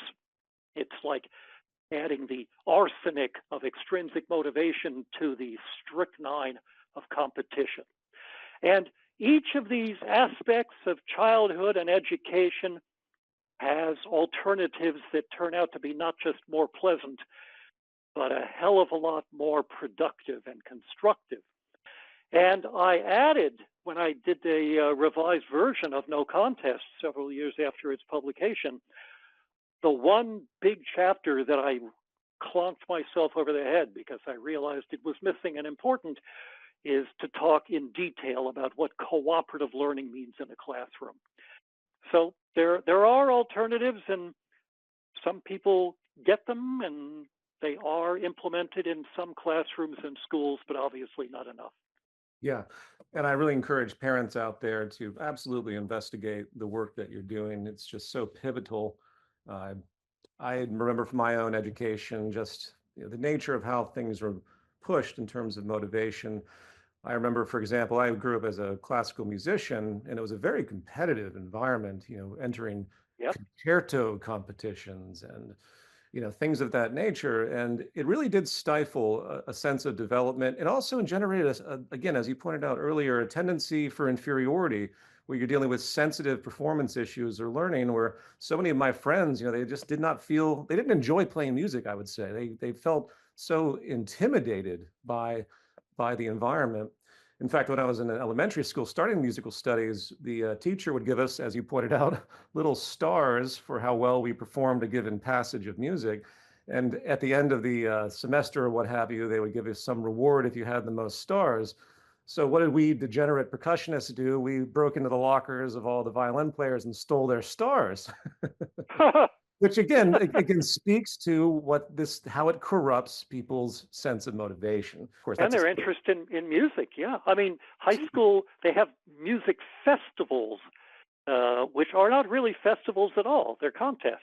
I love the way we warp the use of language. Or same with science fairs, which are not really fairs. We ruin it by turning it into a contest. In orchestras, there are challenges to be first chair and so on. And I've talked to a number of music educators who have tried to push back against all of this, to rotate kids through different chairs in the orchestra and so on, so they can hear each other play, not so you have to ruin it by turning it into a contest. Yeah. And let's conclude the conversation by Yeah, going back to something you said at the beginning, which I completely agree with, regarding the importance of structural change, whether it's the educational tradition or whether it's the economy and the social system at large. I don't know, it's such a strange conversation to have, especially politically, when you start to criticize the structure of, say, market capitalism or market economics, which I think we'd all agree is a kind of near zero-sum game environment.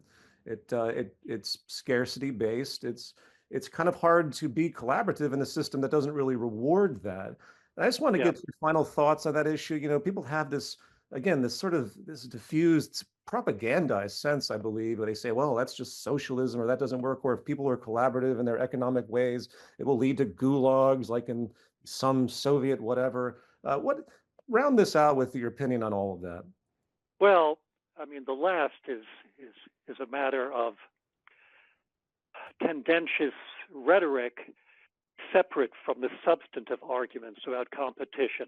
There will always be people who will use poorly chosen historical examples to fend off meaningful change or to conflate democracy with capitalism Right.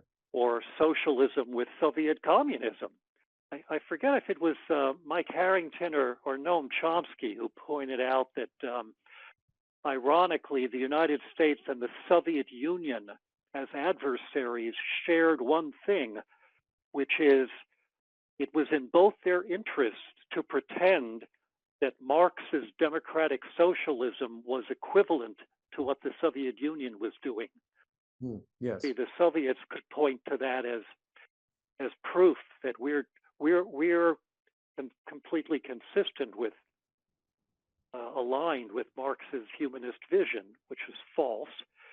And the Americans could point to that that conflation, that confusion, in order to justify not having democracy in the economic realm, which is what democratic socialism is all about. People will always do that, use socialism as, or these days even liberalism, as an epithet, not as a label for an economic alternative. And this requires us to work on a lot of levels to question the whole idea of competition as a good. I'm not an economist, but when I look at the research on individual workplaces and find persuasive evidence demonstrating that people in a workplace or teams or divisions within a company or organizations pitted against each other in competition tend not to do good work. The great guru of quality in workplaces, the late W. Edwards Deming, was somebody who realized and for a while persuaded a lot of Fortune 500 executives that if there's competition in your organization is not going to reach quality because people are too busy trying to beat each other to become really good at what they do.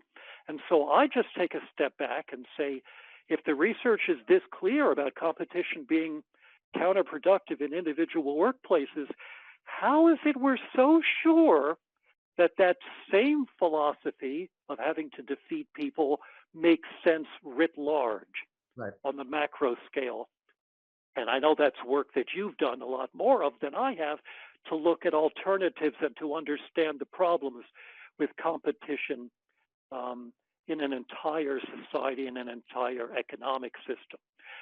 But the point is that I think where you and I agree and are doing work that complements each other is to recognize that we have to ask not just the superficial questions of implementation, but to ask the deeper questions, the radical questions. Radical, as I think you know, comes from the Latin meaning root. The root question, not just are we competing too much or in the wrong way, but why are we building from competition itself? And the other thing I think we're trying to do is help people to realize that you're not some starry-eyed utopian if you question this stuff, because to the extent it lends itself to empirical confirmation or disconfirmation, as opposed to being just a statement of values, the reality is that competition simply isn't very effective. Even with a hard-bitten, hard-boiled, bottom line kind of set of criteria by which to judge an economic system or a classroom or a family or a playing field, competition tends to be not just unpleasant, it tends to be counterproductive with respect to most of the criteria that most of us value. Absolutely. And that is definitely a revelation that hopefully we can impart and get society back on the right track. I'll conclude by saying that even though competition is considered an interpersonal or intergroup affair, I think there's some truth to the fact that we've embedded this psychology so deeply that we are basically in competition with the planet, with nature. We're not we're substituting our own idea of this growth system, for example, completely in contradiction to the way we have to be sustainable on the planet. And I think that's, of course, an extension of this.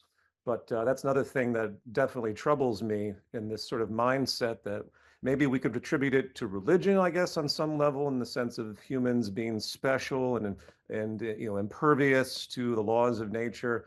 But at the same time, I think our exploitative perspective, our scarcity-oriented perspective, which quite bizarrely translates into a need for infinite consumption and this sort of paradox of our economy. We have a scarcity mindset, but yet the growth economy, as you know, is very much infinitely growth oriented. It's a bizarre situation we have in the current paradigm out there. But Alfie, I really appreciate it, and good luck with all your work, and I will continue promoting it, and I really appreciate your time. Thank you so much. Appreciate your interest in your own work. Thank you. Take care.